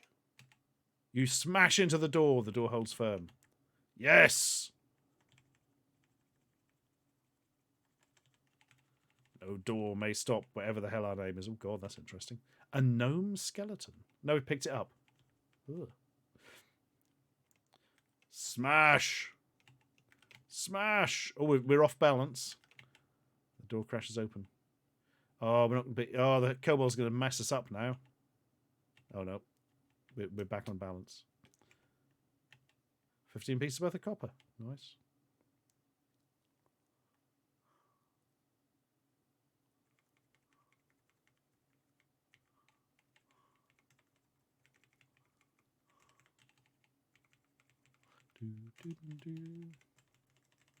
Well, white is sort of the edge of the area, do you think? You have a broken set of teeth. That's a shame. Hang on, do you mean we just found those? Bad dentist. Dropped them on his way. Right, what is this? You have a scroll titled Joala Pay. Is that like an early version of PayPal or something? Sorry, we only accept Joala Pay. Red speckled potion? Cool. The problem is we can't go back up, can we? Because it said something about a one-way door.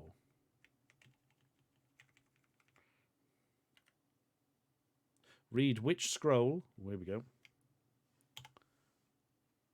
Joella Pay. This is an identify scroll. Oh, cool. I don't wish to identify any items because we don't have anything need identify. Oh, shit. Missed what I picked up there. I'm sure it was amazing. Bash. Getting a dab hand at smashing doors now.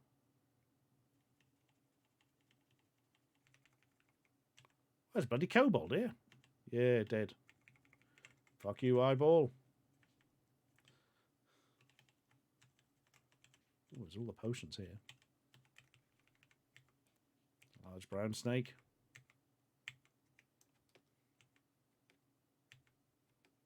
Oh, God. It's killing us.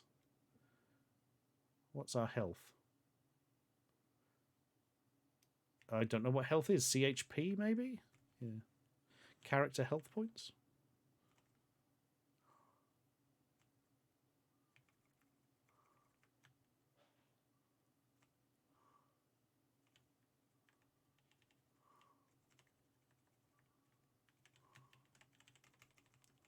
Ah, current health points, to be fair. That makes more sense.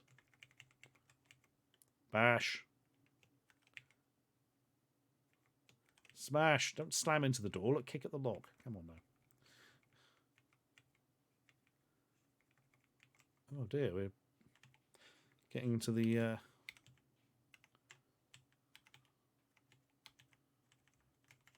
getting to the end of what we can explore here. Unless we can bash this. Oh, no. Oh dear. Hang on, there's something here now. White worm mass. Oh, it's dead now. Oh no, wait, we can go this way. Oh, ho, ho, ho. A lot of door smashing. Oh no. Used the wrong shift. Ooh. Did I see something go through this door? No, I didn't. Aha! We've looped around.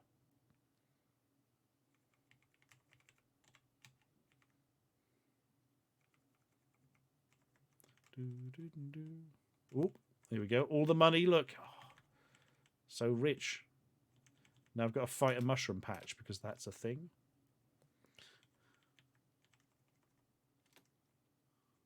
Always level 2 there. Look, probably go down there and get killed instantly.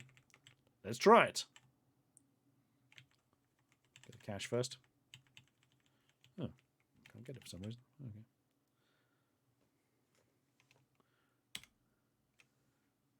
One-way door. The novice rogue hits you. The novice rogue touches you. Ooh, what? Oh, what? He's nicked all our bloody money.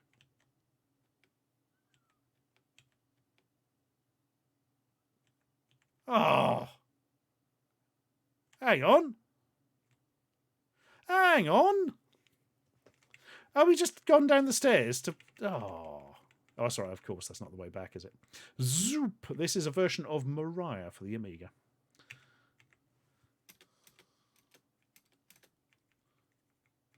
Bloody novice priests. What the hell are they doing down here? No bloody money. All the money we picked up's been nicked.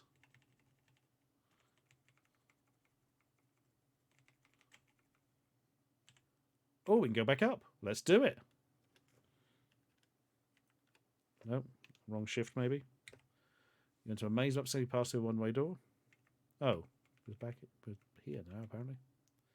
Dory Nell. Okay.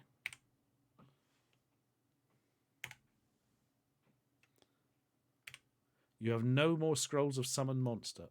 Oh, great. We just summoned a harpy that is attacking us. Great.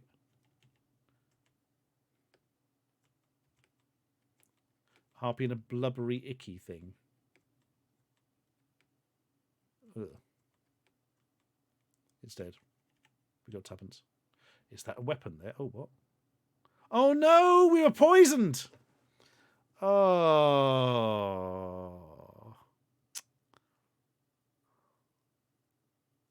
What a bloody shame. And look, they had the time to make 2 identical statues and everything. Oh, well. Character record? Never. Return to print on screen. Go on then. And now we saw.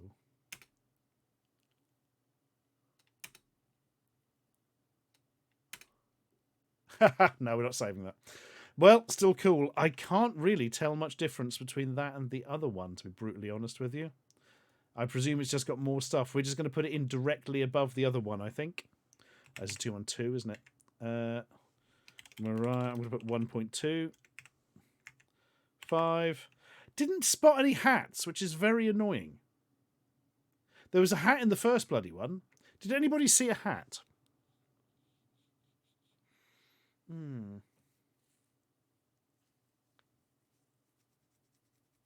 I'll just write the description, actually.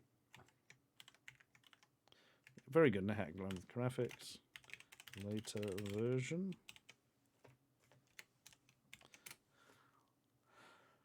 Armor guy had helmets. Yeah. The statues had helmets!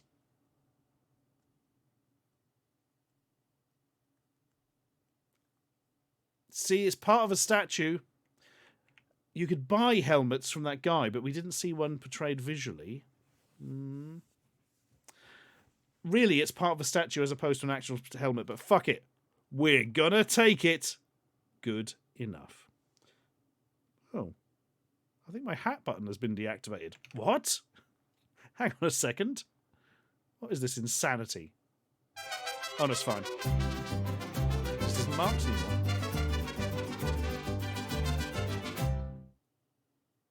There we are.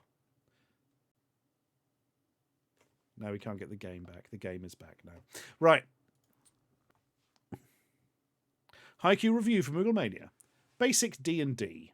A lot like NetHack, in truth. Seen it all before. Right. Unfortunately, the hat rating is still below 20%. No, it isn't. It's exactly 20%. Look at that. Right. Reset.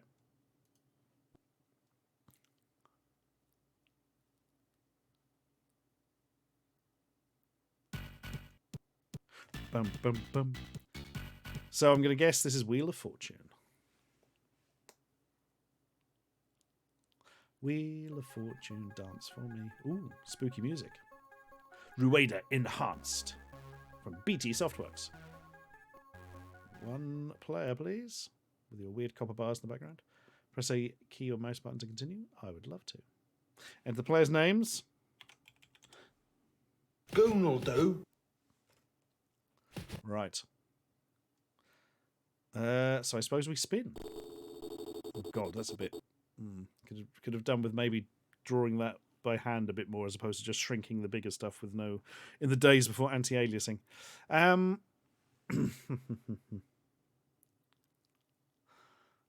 What letter? Can you just do vowels? I can't remember how this works. Oh, do you have to click?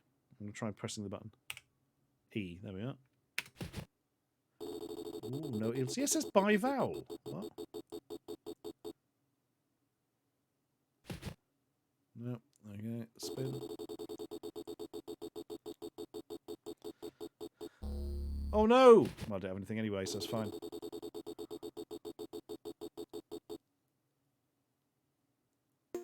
Oh, Mega's found an N. Something and.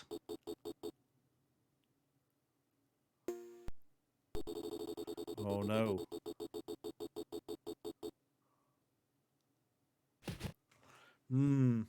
Okay. Spin, spin, rin tin tin.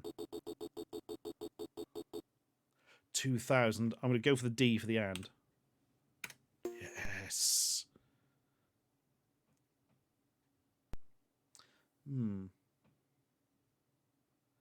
Did we get a clue as to what sort of phrase this is?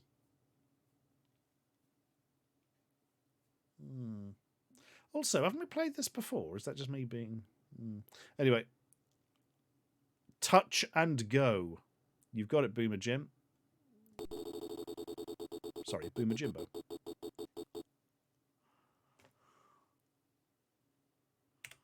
Touch and go. Right. 600.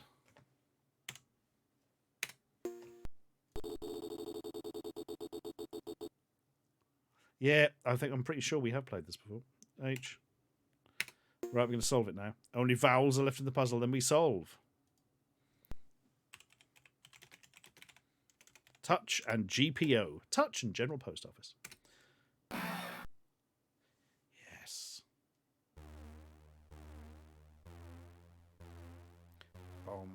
Bomb. Rueda version 1.3e.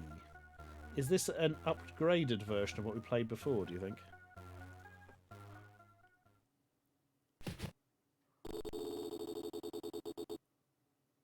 Oh. Oh. Well, we're fucked on this one. Oh!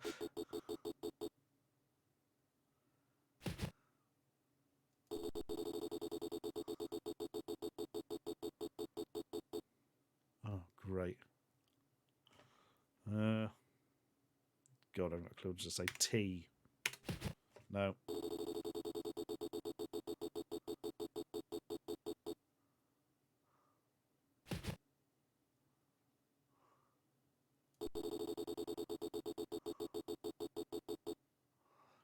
Oh, 5,000.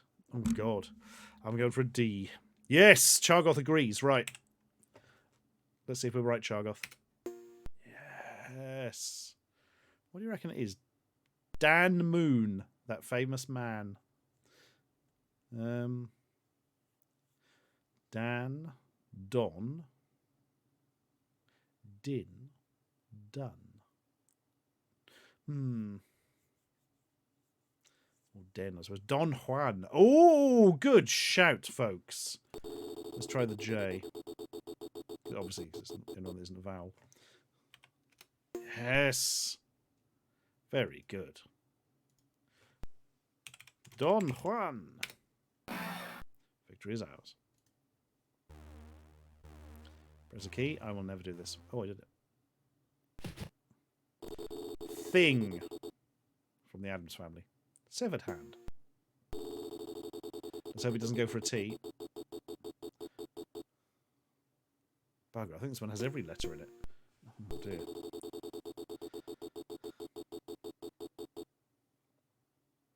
Bugger, he's gone for the T. Oh, bloody hell. Whoever goes first on this one is pretty much won, aren't they? Oh ho! Sucks to be you. Right. 250.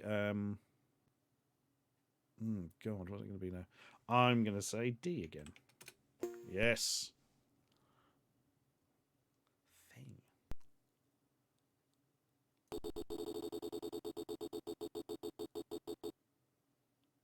Yeah, I think it must have a Y on the end. I think you're right. Is Y a vowel for these purposes? Nope. So it's a something dictionary. Rhyming dictionary? No, there's not. Webster's dictionary. Oh, is that an American dictionary? We'd have Collins or the Oxford over here. Oh.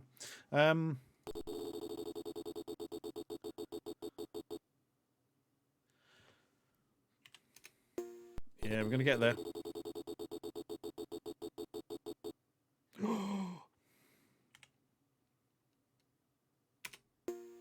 Look at that. Solve.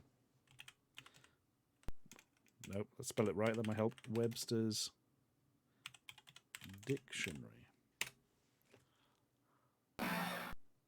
Sweet.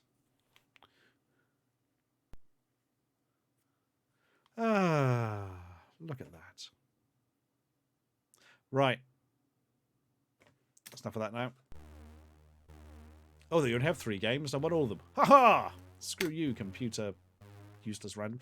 Pick a letter to choose your prize. Oh shit, son. D, because that was lucky for us earlier. 3 consonants, 1 vowel. Okay. The vowel, I'm going to go O.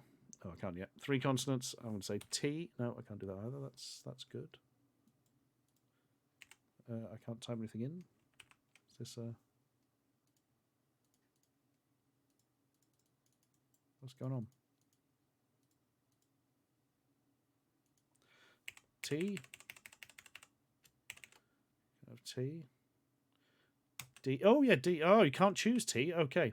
D.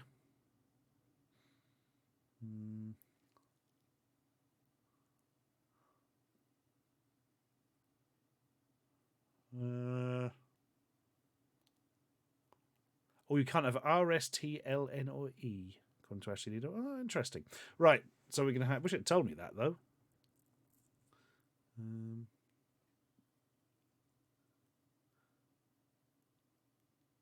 Yeah, National Express operates to Norwich, Dave. I've had it in the past. Well, maybe it isn't now. Fuck knows what's going on these days. For a game about spelling, they have trouble with category. Very good point, Hans Scott. Yeah. Right. Oh, anyway, asking about here. Should get on with this. Can't have an R. Oh, we've got an L. We'll have an L, maybe? No, can't have an L. Bloody hell. Snowboard. I reckon you're probably right.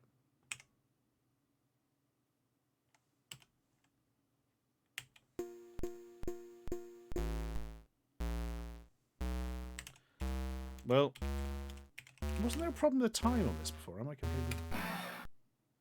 Oh. We've won a trip to Spain! Yay! I thought we'd win a hat.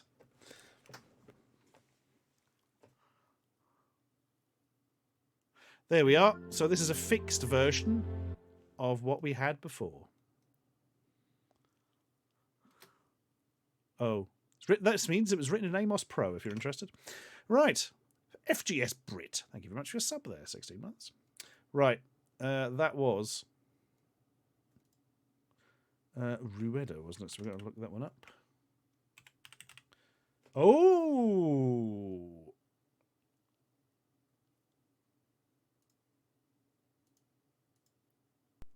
What was that called? Ruedo? Oh, no, I spelled it wrong. There we are. That was on disc 142. Simple but effective Wheel of Fortune. Runs too fast on 1200. Well, to be fair, this is exactly the same. And the fact that we can run it on a 500, we shouldn't be giving it any more. So 2 on 2. Rueda version 1.3E. 3. No hats. So effective Wheel of Fortune. I'd have probably paid this a fair bit back in the day, you know. Fixed for a 1200. Nice! Haiku review from Mooglemania. TV, spin, spin, spin, Wheel of Fortune. No Nicky Campbell? Is this not 213? Oh, God, it might be. Might well be. I'm going to change that to 213, so I think you're right. Now I've got to check Mariah after this. Right.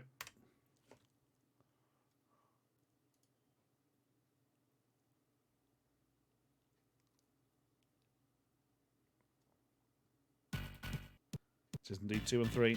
All right, bear with me.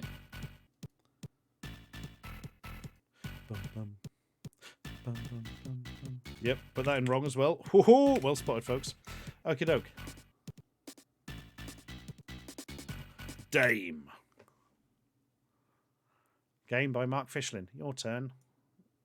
New game, swap, undo, move, quit. That's all fairly basic. It's going to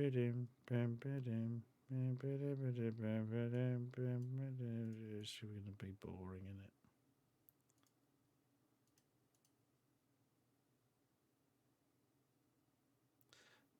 Dames is the French name for draft stroke checkers. Oh, I didn't know that.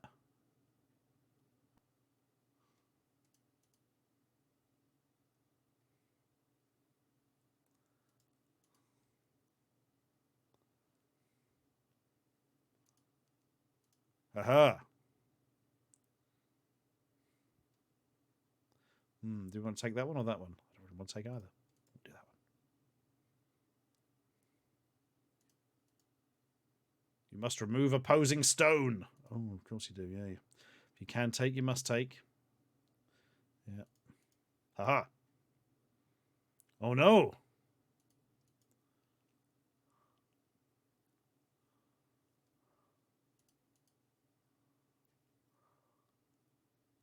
Oh, I've lost that one now. Dragged me into it. But time to king me, mofo.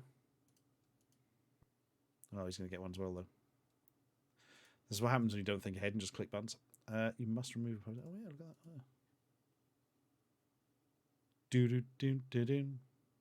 Enigma says I was not allowed to play drafts. Oh, what? When you're young? Oh. One of those. Plays a decent game for level 2.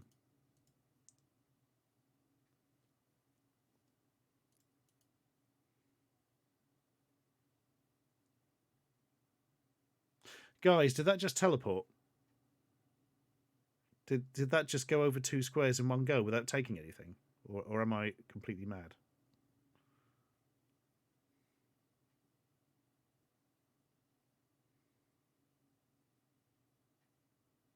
That's how is that a move? What how? Okay.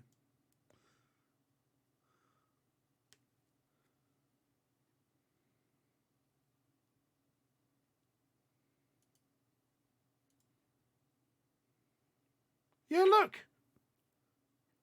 What's going on there? Hello, the Samurai Wesley. How you doing? What?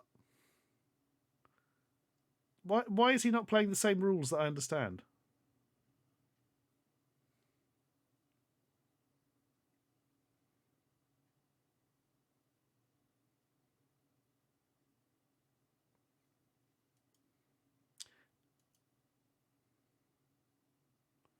I mean, a king can't move 2 spaces at once, can it?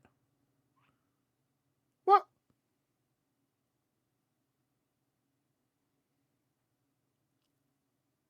Right, what the fuck happened there? He teleported and...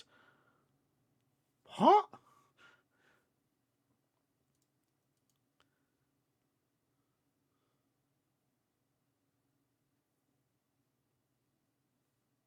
Uh-huh. As Tim Allen would say if he was here.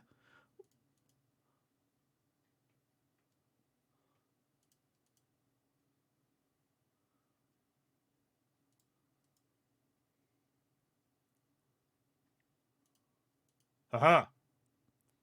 You were a fool.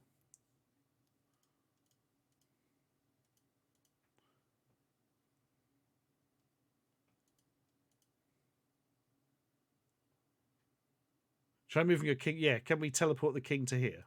Yes. Kings can move as far as they like.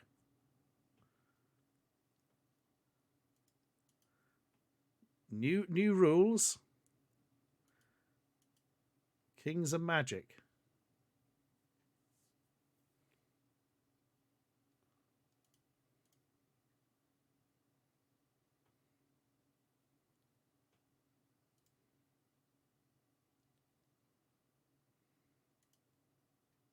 You must remove opposing stone. How? Oh my god, because he can teleport here and take...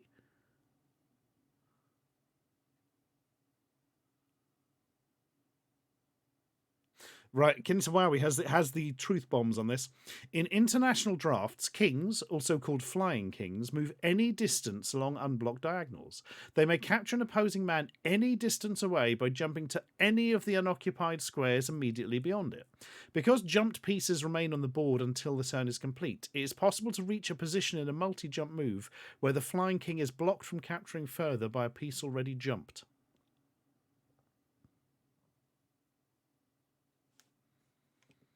Yeah. All right. Yeah. Right. Well, we've learned something today.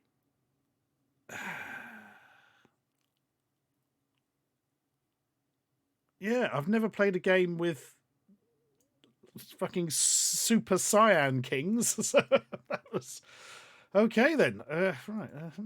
What was this called again? Damn, that was it. What is the best drafts game I've had? Now, this loses points for me by having the weird rules, but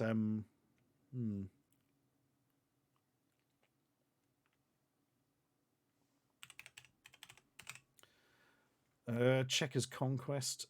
Oh, that was really good, Checkers Conquest. The graphics were a bit OTT, weren't they? That's not as good as that. Oh my god, do you remember we had one called Dharma a while ago. That one was kind of not quite finished, but that had the rule where a king can only be taken by another king.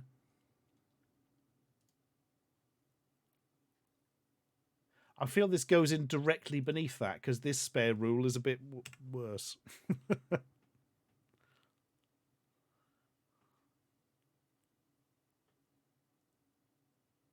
What do you mean it's the rules of drafts, Bubblegum Bunny? I've never heard of such a thing. Bloody hell. Rules of drafts if you live in, I don't know, Narnia. Bobaz. Cheers, fella. Take care.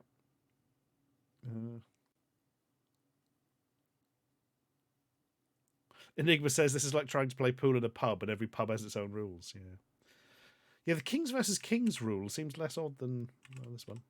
Dame 3. No hats. But basic drafts game with flying kings rule. There we are. There we know what's going on.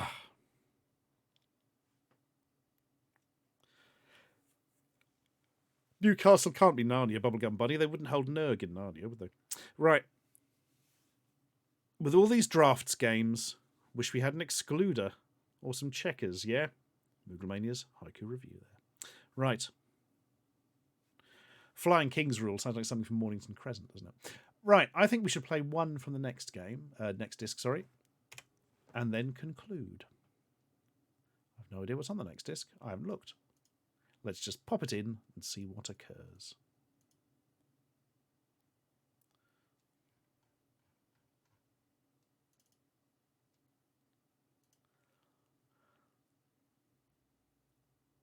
Dum, dum, dum, dum, dum. It is. Hang on, did I get the number right for that? I'm paranoid now. Oh my god, Forget It, Punter, and Mech Fighter. Ooh, we haven't got time for Mech Fighter tonight, but that looks exciting. I'm hoping Punter is horse racing, as the image implies.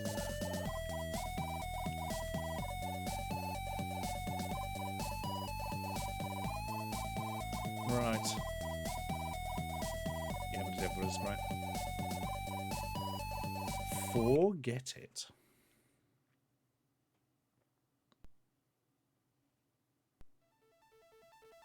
Silver Fox. We've had something from them before.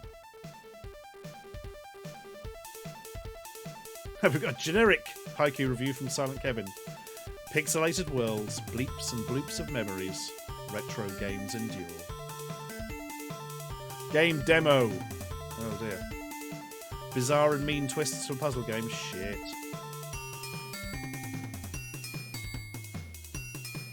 Match up all the tiles. Oh god. Right, let's just get into the soccer barn of it. I can't seem to quit this. Okay, that's interesting.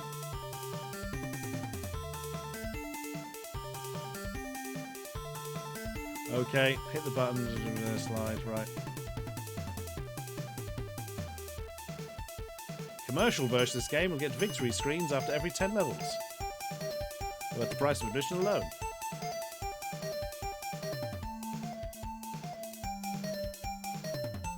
Back in the days when the Amiga version was an improved version of the PC one. Ah.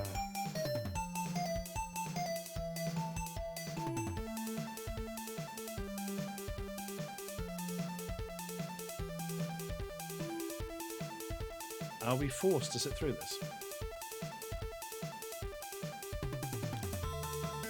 Nerg have got Billy Mitchell attending this year. My mate told me that. I thought they were joking. Right, here we are. Oh god, what? Here, can we see your logo? Very pretty, thank you. Right. Yep. Bloody hell. Presentation's very, well, yeah, almost overcooked, I think. Blimey. Right. What? Oh, it's got gravity. Piss.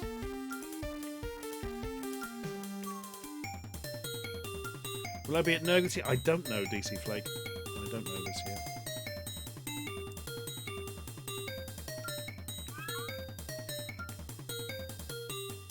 Hang on. Oh, you've got to get them all in at once. Right, there's only 2 birds, so that's easy. No, I didn't want you to move that. Oh god, the controls are a bit of a... Right, escape. I'm going to assume we'll quit us out, yeah. Oh, instantly game over. Sweet. I'm also beginning to think that the accordion meter doesn't work. Well, the panel's already been hilariously removed by the fish, you see. Oh, Xanos Ichimonji. Instant game overs are not unheard of in these blighters. Right.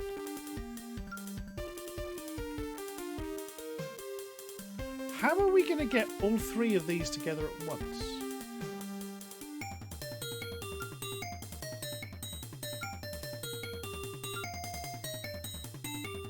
Because if you put 2 together, they disappear.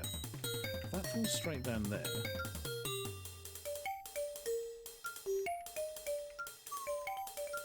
Because if I put that 1 more in... Right, let's do this first.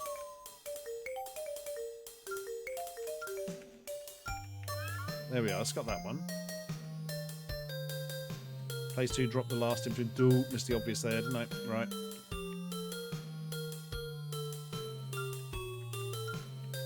Oh, time's running out. Guess what this game needed?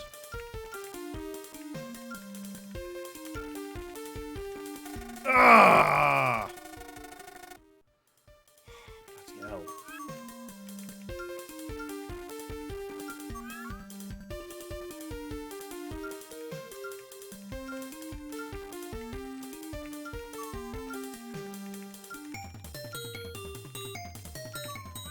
Yay.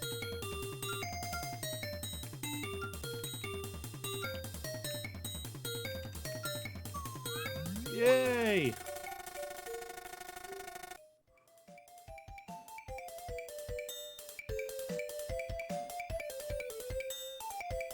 Is that Bob from the Church of the Subgenius? I think it is. Interesting. Right. We've already got 2 wobbly men. We've got 2 of those.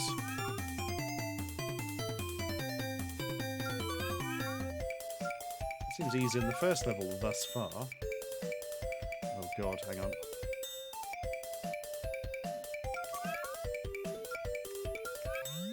That was easier than level 1! Sadly not Billy Mitchell from EastEnders Squidridging, that would be amazing.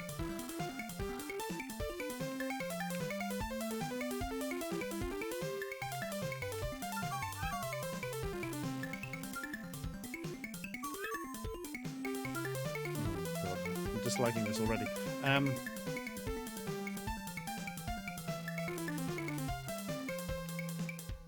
sure how to proceed with this bastard.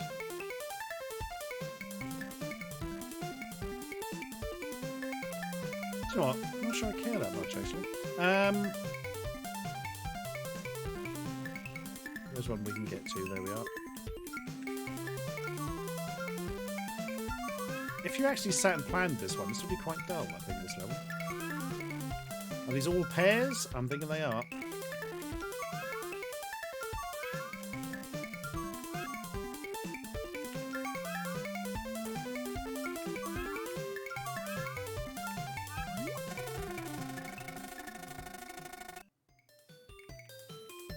Let's get Super Belt Man here. Oh no! The green glues them. They can no longer be moved. Oh no. Shit be fucked, yo. Oh well. It said retries one, but then went instantly game over. Oh.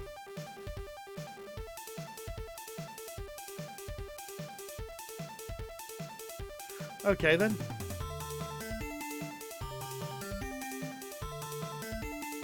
I'll warn you all if I do go to Nurg, because several of you seem to be going. We can have a small meet-up where we stand around awkwardly and then ask Dave how many fingers he's got. Dave probably won't be there, though. We'll call Dave and ask him. It's fine, there's video calls these days. Well, that was alright, wasn't it? I'm not sure that's quite 4 because of the slightly annoying way it's put together, but it's not bad. It's got to be a very high 3, I think.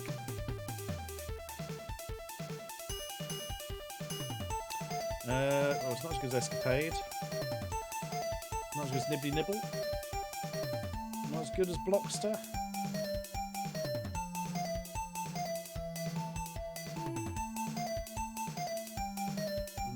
It's better than Interface Robot. I'm trying. Oh, I can't remember Popcorn. Speedy Clownomania. Now I can't remember what Clownomania is. I must have bloody known at the time. I know the phrase. Oh, God, yeah, okay. Yeah. That has entirely come back. God, just looking at the screenshot, I can remember the bloody animation. Oh, I remember Popcorn. No, it got too difficult. Too quickly. This was only a demo, but it was still, I think, probably provide more levels than you would actually care for, so... 214. That was Forget It. Oh god. So I put an underscore in. 3 Amiga. 3, no hats. That was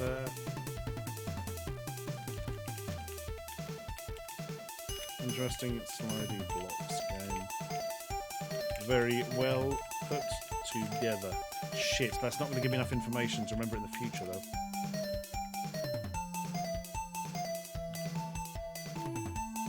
Has Bob Dobbs tile block. That'll remind me. Haiku review from Middlemania. Make pairs or trios? An obnoxious time limit. Does this one spark joy? We say pairs or trios. I reckon you're going to get 4 or 5 later on. Mind you, if you got more than 3, then you can do them in different sets, can't you? So. Right.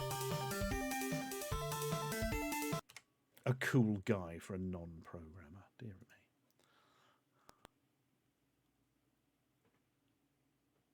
Most of these things never had a full game, Enigma. I remember being so surprised when Green 5 had the full version put out.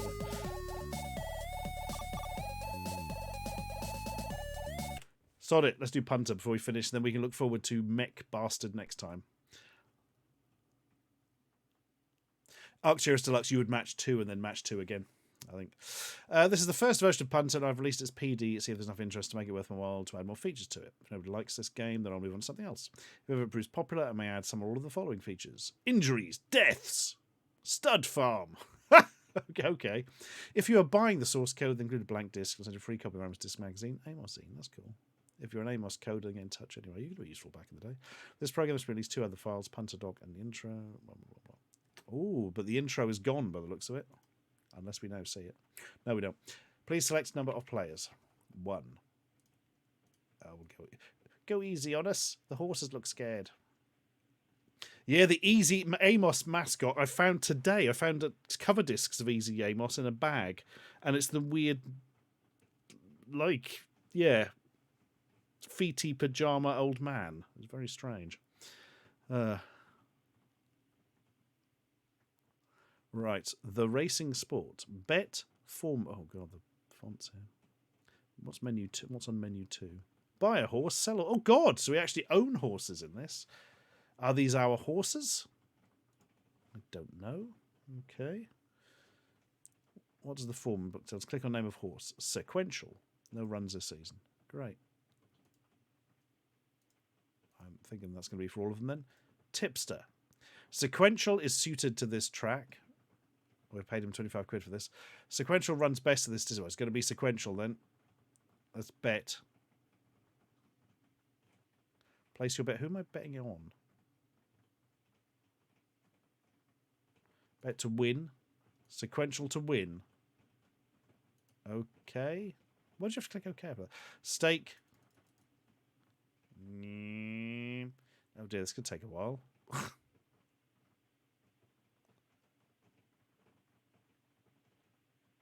I'm confident there's a bit of a design flaw here. This is perhaps more what you should be thinking of than, you know, stud farms and stuff.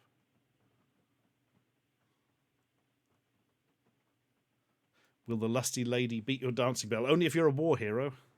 Probably gets a triple deck if you are. Yeah, Easy Amos was Amos with less stuff and slightly easier put together. I started on Easy Amos, very quickly realised you couldn't do what you needed. And then Amos Pro turned up on a cover disc and was like, well, that's that sorted. Then I bought the Amos Pro compiler from a car boot sale. Accept, bet accepted. Race. £250 to win on horse 1. Let's go, go, go. Oh, I had to click the mouse. Oh, God. To be fair, you might not see the stuff at the sides on a monitor or TV. This should be clearer which one is one. I mean, I know it's the one at the top, but, like, you could add a bit more visuals on this, really. Oh, I was expecting a bit more from this. I don't know. The racing screen's important in this sort of game. Photo finish, 2nd or 3rd places. Fuck you, tipster. You useless, cretinous piece of dog cack.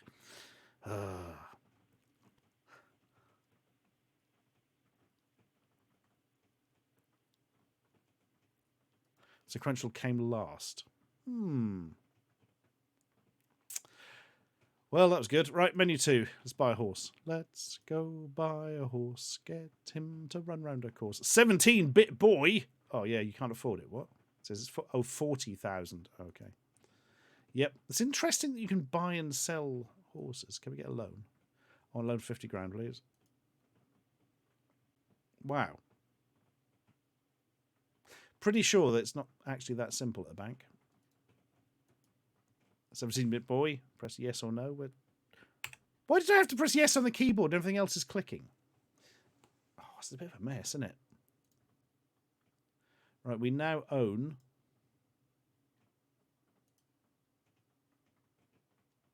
a horse. Jocks. Robot jocks. We'll have El Dittori. Hire for race, season, or cancel. We'll hire for the next race. You don't have a runner in the next race. Well, how do we put a runner in the next race? Why is some of it clicking, some of it keyboard? Start a new game? Oh no, that's literally quit. Right. Well, let's get the tipster because he was such a success. This is a difficult race. I suggest no bet. Love you, guy. You're great. I'm going to... each way... Oh, nope, you can only do win. So they've got these bets you can't have. Brilliant. And he's fun. Why did you have to click it? Oh, God, here we go. Oh, I want to put on like £10,000.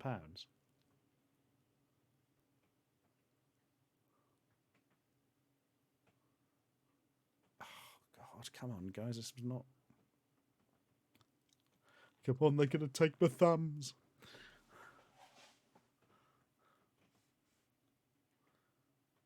Oh, my God.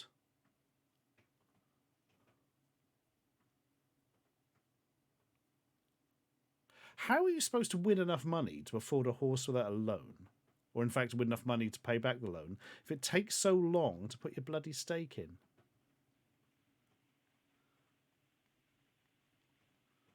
Fucking hell, look at this. This is absolutely insane.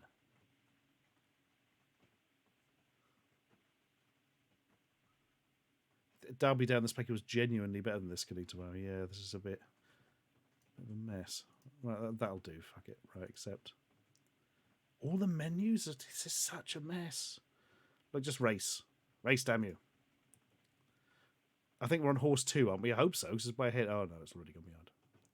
We're after the gingerbread horse. Come on, number 2, though.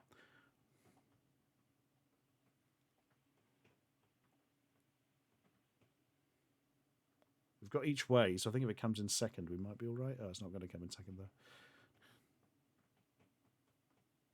Great, Andy's Fun comes in third. Brilliant. Player 1 loan repayment, £1,100. Playing green interest for £500. Great. Oh, look, we get a thing this time. Loser. Didn't do that last time and I wasn't looking. Well,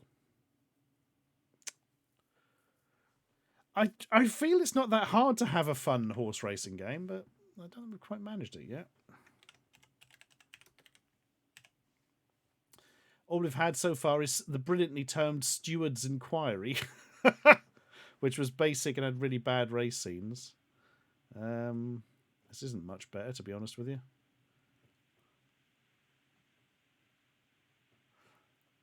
I think the problem there was the bloody UI, really. Yes, the UI design is boring, yeah. It's not just boring, it's nonsense on this one. Sometimes you have to press the keyboard, sometimes you don't. Sometimes there's extra buttons you don't need. Sometimes there's things you can't click on, you can't tell.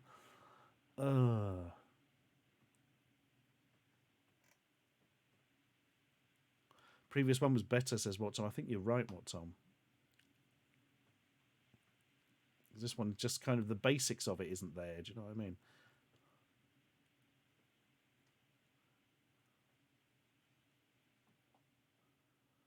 Oh God, it's going down the old... really going down the list. Bloody hell. It's probably better than Cow Wars. Cow Wars is my bloody mess. Oh, it's better than Wally Ware Solitaire. It's better than Match Cards. Porker Pork was ruined. Shark was incredibly dull. Oh, God. Oh, it's probably not as good as Big Will and the Sticky Troll, which I still kind of hated. But right, there we are. 1, 2, 4. That is Punter. Oh, yes, to hats, obviously. The jockeys. Yes.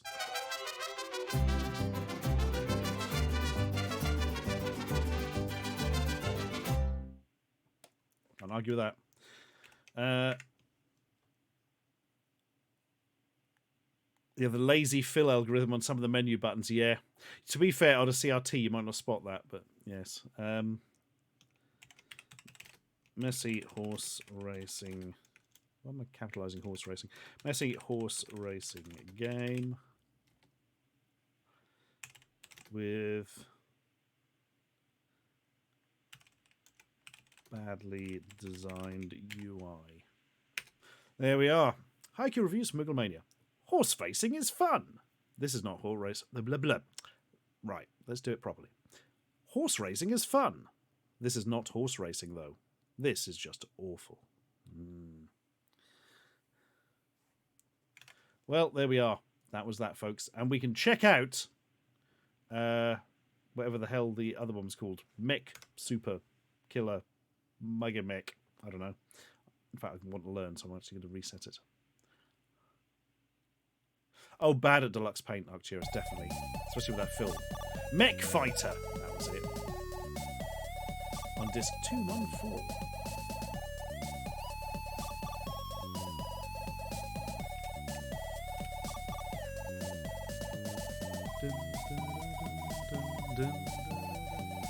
Right. As much as this music is lovely. We're on 20.03 hats. I believe that is acceptable. Right, disc 214. And that will remind us to play Mech Fighter next time.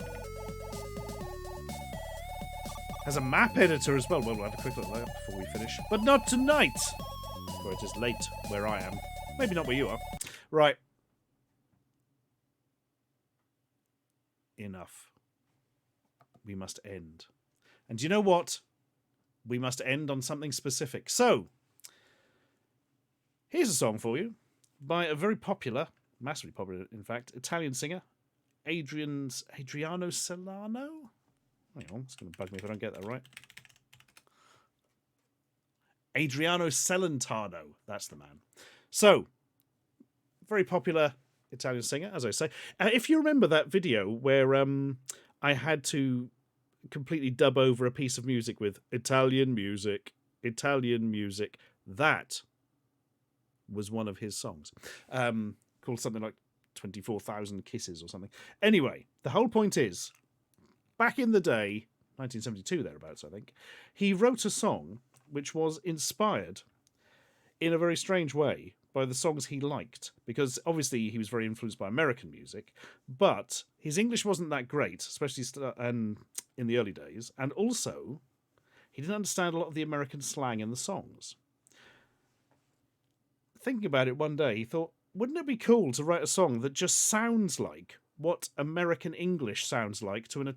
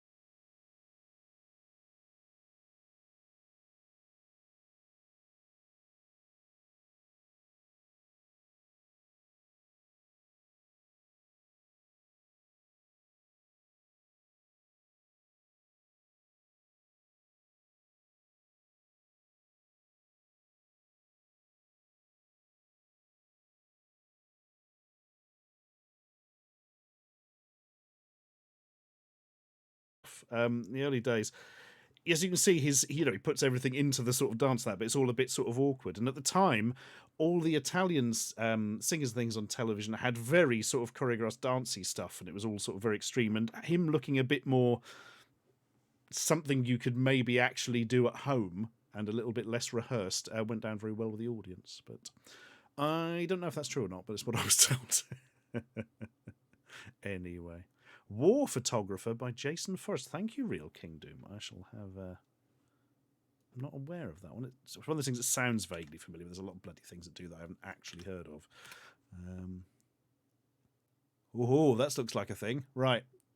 Yeah, I'll have a look at that. Ow.